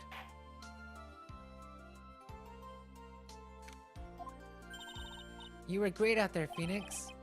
What I did out there was right, wasn't it? This is the first time you've not gotten your client off. You got them a guilty verdict this time, but you have to look past all that to what's really important. You now realize that there's something more than just getting a not guilty, right? Yes, I understand now. Phoenix, think back for a second. Think to the moments before Miss Von Karma arrived with the final piece of evidence. Think about the incredible decision you had to make. Now then, Mr. Wright, let's hear the defense's final statements. Oh yeah. Can't count on the evidence to tell me more. That one, yeah. I remember that decision. Is he guilty or is he not guilty? Those were your choices then. And your answer? Your answer spoke to what being a lawyer means to you. Right. Edgeworth, I have good news. Maya is now safe in police custody. Really? Pearls, You're telling us the truth, right, Mr. Edgeworth? yes, she's quite safe. She's on her way here as we speak in a patrol car. Ah, Mystic Maya! Mystic Maya's safe! You did it! You really did it, Mr. Nick! She punches deceptively hard for a kid. I believe in you. Believed in you. I kept saying to myself, Mr. Nick will save her. Mr. Nick will save her. Thanks. Oh, What's wrong? Miss Von Karma. Oh, about earlier. Thanks. Ow. Why are you still smiling, Mr. Phoenix Wright? Because it's always in style. You lost. Your perfect win record has now been crushed, and yet you are still happy? I don't think you'll ever understand, Miss Von Karma. How dare you? Don't worry. She may in time. After all, I was like that myself until a year ago. Edgeworth, for my own personal victories and for guilty verdicts. I used every dirty trick in the book, and so my win record remained spotless. But a man appeared and stood fast against that selfish me. I fought him in my usual manner and tasted my first defeat. I felt like I had lost everything because of that. And then it was my turn to sit in the defendant's chair. And I was saved by that person I called my enemy. I couldn't forgive myself for all that had happened, so I left the prosecutor's office. And I left that note. Prosecutor Miles Edgeworth chooses death. As well you should have. Prosecutor who has shamed himself with defeat should crawl into a hole and die. But I beat you like 3 or 4 times now. But that was not what happened. After I left the prosecutor's office, I finally came to realize something, and it was in that moment of clarity that everything began to change. What foolish nonsense. We prosecutors use everything we can to attack the defendant, but every time we did so, no matter how desperate the situation, instead of giving up like most people, that man would hold strong with his undying faith. And then, before I knew it, I began to trust in that man as well. What? You trusted your enemy? Doesn't matter how many underhanded tricks a person uses, the truth will always find a way to make itself known. The only thing we can do is to fight with the knowledge we have hold and everything we have, erasing the paradoxes one by one. It's never easy. We claw and scratch for every inch, but we will always, eventually, reach that one single truth. This I promise you. The truth? Yes, that's the reason why prosecutors and defense attorneys exist. But I'm sure you knew that already, didn't you, Wright? That's why you couldn't forgive me. This man who went into hiding, isn't that right? This man who only had his sights set on victory, who ran away into the night. Is Mr. Edgeworth right, Mr. Nick? You really let me down. When you disappeared, I felt betrayed. The reason I decided to become a lawyer to begin with was because I believed in the things you said to me all those years ago. And you betrayed your own words. That's why, 1 year ago, I made up my mind. I decided that the Miles Edgeworth I knew had died. At least that's what I told myself. You pathetic fool. Miss Von Karma. I don't want to hear that wretched whimpering of a disgraced loser. Von Karma is someone who is destined to be perfect. Miles Edgeworth, you are no longer worthy. You are no longer worthy of being a Von Karma. And neither am I. It's over. It's all over. Francesca threw something on the ground just now. This is an electromagnetic receiver. Isn't that the thing she used to track Detective Gumshoe? I'll return this to the precinct later. There's something else. Ah, isn't that Miss Von Karma's whip? I'll never set foot in another courtroom again. I'm sure that's what she's saying by this action. You should keep this, right? Okay. Nick! Oh. Maya. Mystic Maya! Mystic Maya! We did it! She's safe and sound. Once again. Oh, no worries. Oh, Nick, I knew you would come through. You got Engarde convicted like I knew you would. And on top of that, you even rescued me. Well, of course I did. I know I would never desert you. We sure pressed our luck this trial. You're really lucky to be standing here. There's an after-credit scene? Okay, thank you. Whatever. Look, it's over, okay? Besides, if I did croak, I would just come back and haunt you like a bad ghost through Pearly. Is it really like that easy to do something like that? Thanks a lot, Nick. Don't mention it. Maya. Oh, Mr. Edgeworth. I'm relieved you're all right. Hey, it looks like you've made some real progress, Mr. Edgeworth. Well, I suppose I'm a little different from who I was a year ago. Oh dear. All right. I think it's time we get out of this depressing place. Oh, where are we going? Food, Nick. Food. Grub, chow, I'm starved. So hungry even you look like a nice juicy burger on a bun to me, Nick. You think I look like a burger? I'm a prime rib at least. Come with us, Mr. Edgeworth, please. If you insist. Alright, so how about we hit up our usual burger joint? Don't be silly, Nick. Huh? This case messed up that awesome evening and got in the way of my gourmet food, so I've decided that we have to make it up by having another feast. Another feast? Come on, Nick, food! It's on Edgeworth, right? Cause Hey, pal. Sorry to keep you guys waiting. Gumshoe, are you alright? Yeah, but I'm really embarrassed. I didn't think I would hit a telephone pole of all things. A telephone pole? Then it wasn't a red light that got him? you did it again, city boy. Feel like my dear old heart was gonna give out on me, and I ain't joking. Yeah, it was more exciting than the very last episode of The Still Samurai. Thanks. Now looky here, Mr. Snooty Prosecutor. Don't you reckon you bullied Mr. Wright too hard? If you don't start being a little nicer to him, a lot nicer to him, he might just kick it, tonight even. I'll keep that in mind. Well, come on now. Everyone gather round. Y'all are gonna get your picture taken by a genuine professional photographer. Looks like Lotta bought herself a new camera. Well, anyway, at least we can put this messy case behind us now. Come on, tonight's all about eating, so let's go chow down, pal. Amen to that, pal. Amen. You know, when you think about it, you were the one who saved the day, Detective. Huh? Me? You really think so? He's right. If it wasn't for the 3 items you took, I think this trial would have had a very different ending. Well, you know, it's... Huh? Wait. That's odd. When I ran off with the things from the killer's hideout, I was sure I took 4 things in total, sir. What? 4? Yeah, I'm sure I put one of the items in my coat pocket.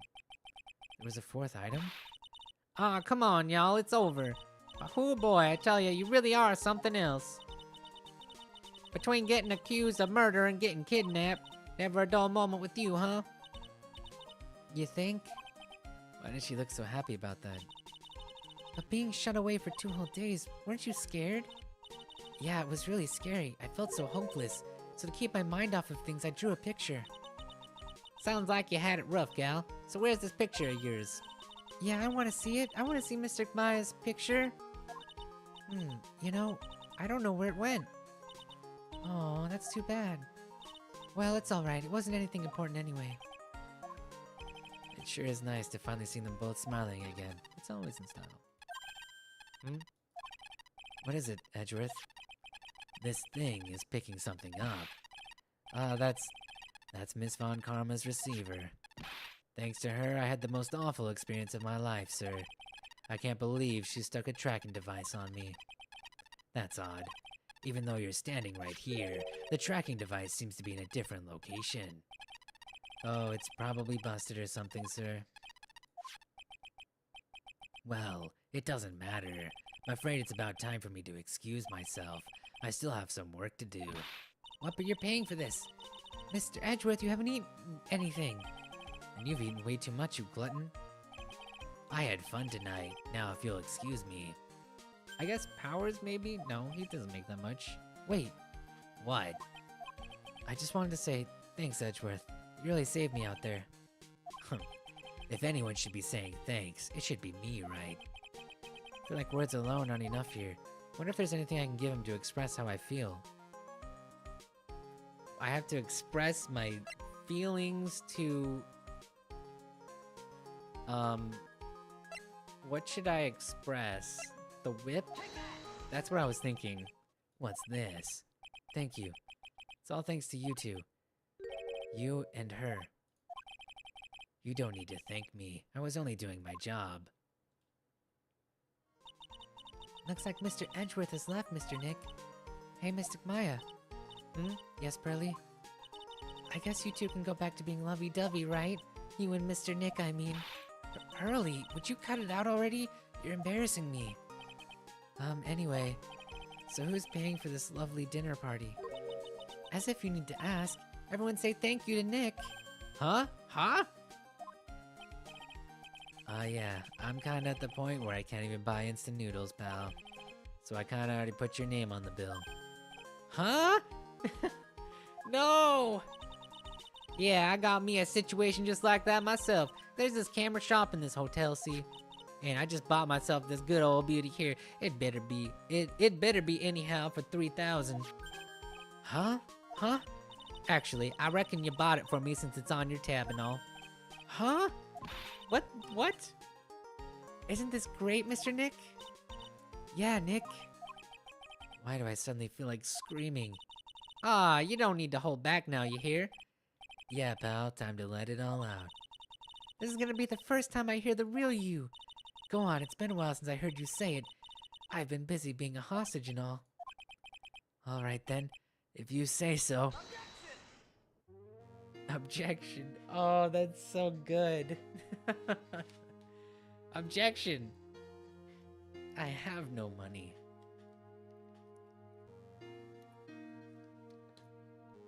Really came through for me, Nick. I had to hide that letter, but I knew you'd find it. I feel like I've been living on the edge lately. I mean, I've escaped death 3 times now. Pretty cool, huh? I feel like a pro. She's got a point. She does end up in trouble a lot. When I think of Francisca, I still like Edgeworth more. Like, way more. I'm so happy for the 2 of you. Speaking of which, I think this hotel is a popular place for honeymooners. So I sort of made reservations for the 2 of you, just in case. I really liked this trial, though. This was really good. Except when it was kicking my butt. That one time. But other than that... Well, pal, looks like I'm back in the force again. Which is a skill issue, honestly. Mr. Edgeworth had a long talk with the chief. I heard he said things like, letting that one go is bad for all of society. I knew it. Crashing headlong into everything is the only way to live, pal. It was tense. It was really good. I liked it a lot.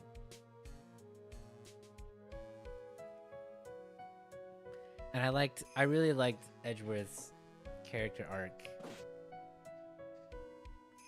I, Maggie Bird, am retiring this uniform. I'm gonna be a waitress from now on.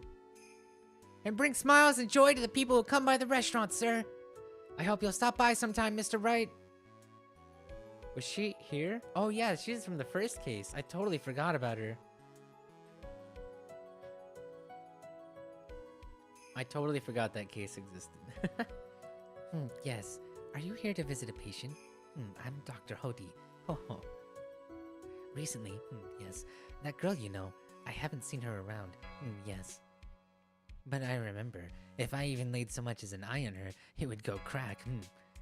Didn't matter if I got whipped though. Yes. Ho ho. The pervy fake director. Yeah, that guy. What if that really is Dr. Hody? It's time to begin our quest of world circus domination and to let the world know we are serious and begin a fabulous flight to Zimbabwe. Hey Max, what do you think Zimbabwe is like? Do you think there are castles made of cake and bunnies who can talk? I think if there are any talking bunnies, even they won't laugh at Mo's jokes. Oh, dude, don't bring Mo down. Come on. He's got it tough enough as it is. Speaking of, I'm ready. There's no way these jokes are gonna fall on deaf ears. I'm gonna be more contemporary with my humor. Mo Curls represent. We've got our new act all worked out. Prepare for the Hallelujah chorus. Say something, will you? You're supposed to start this off. Get on with it. Max is a bit sketch? Yeah. Trillo should be in jail? Trillo's a puppet. What's this? Drat, it's just an ordinary electric razor. Oh, I can't believe this. Really? How long do they plan on making me do this? But it's Edgy Poo's idea, so that means it must have a deep hidden meaning. She's still doing it? But why do I get the feeling they wouldn't forget about me, would they? Well, Ben... It was never like, call me Queen Wendy and treat me like royalty, my man. This is gonna feel the pain. But speaking of plain, they're dangerous. Where they stood in the scenery, the huge stink. Yeah, honestly, throw the whole circus in jail, honestly.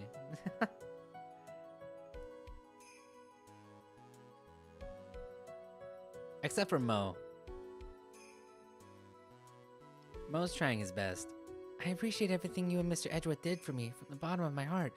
Oh, that's right, I received a letter from Miss Von Karma. She said that after I get out, I should feel free to consult her about anything at all. Really thankful to have met everyone. I think Old Bag is just gonna... She's just gonna do that for the rest of her life because Edgy Poo told her to. Oh dear. It has become difficult for me in this country as of late. As such, I will take a short leave of absence. If you would like to request my services, please be sure to visit my homepage. May we both be blessed with longevity. Thank you, Mr. I will certainly... I will certainly be checking out his homepage.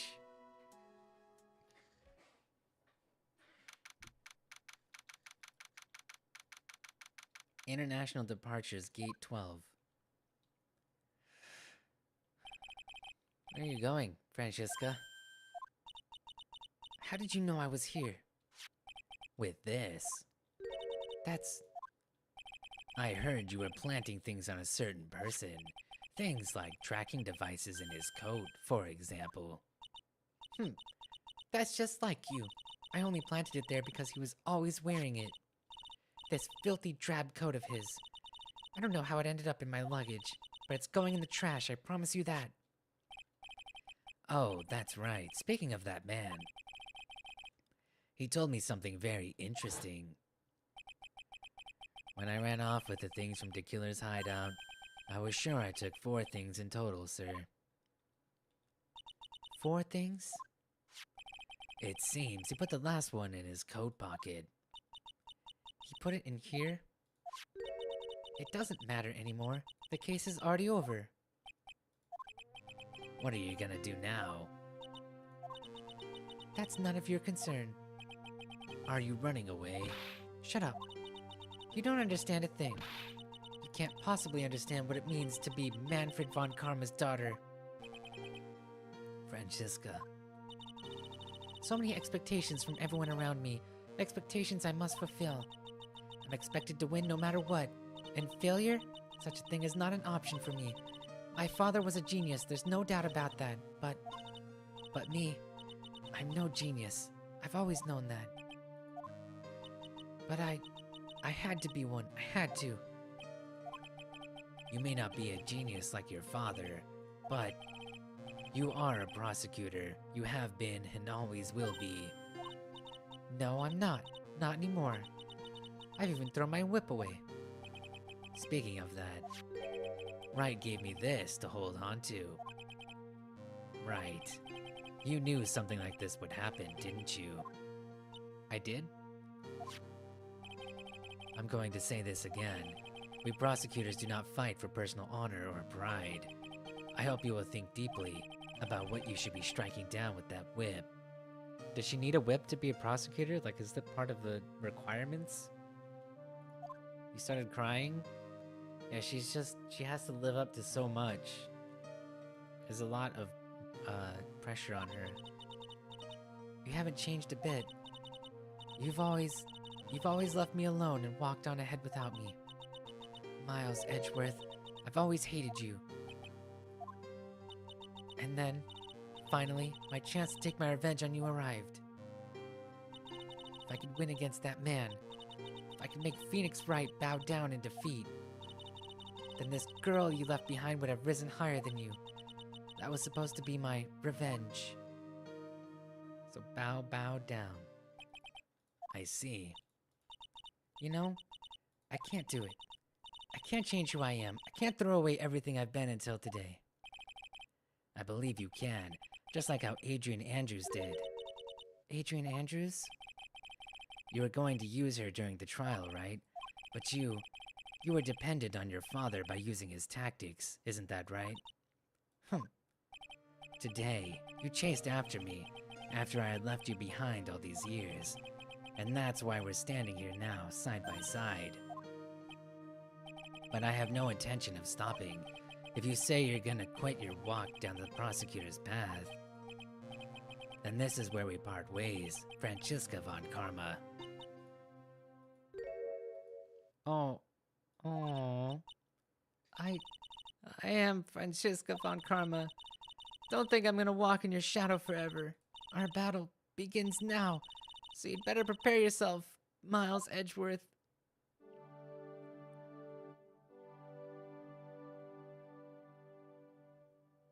Oh.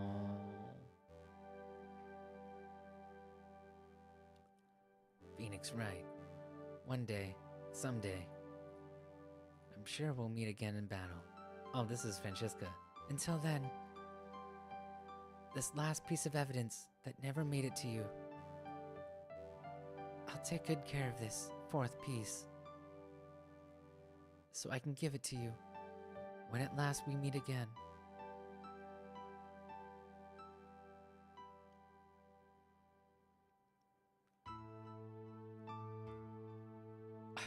Aww, what the heck? Wait a minute.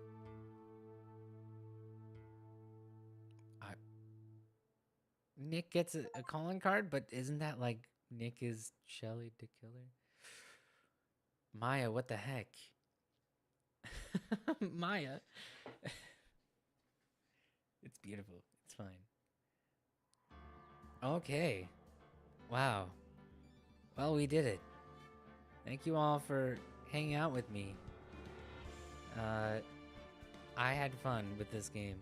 I really like this series a lot. Yeah, Maya's last thoughts. It's beautiful. Okay. Well, thank you guys. I hope that you all have a great day. I'll see you later. See you. Bye-bye.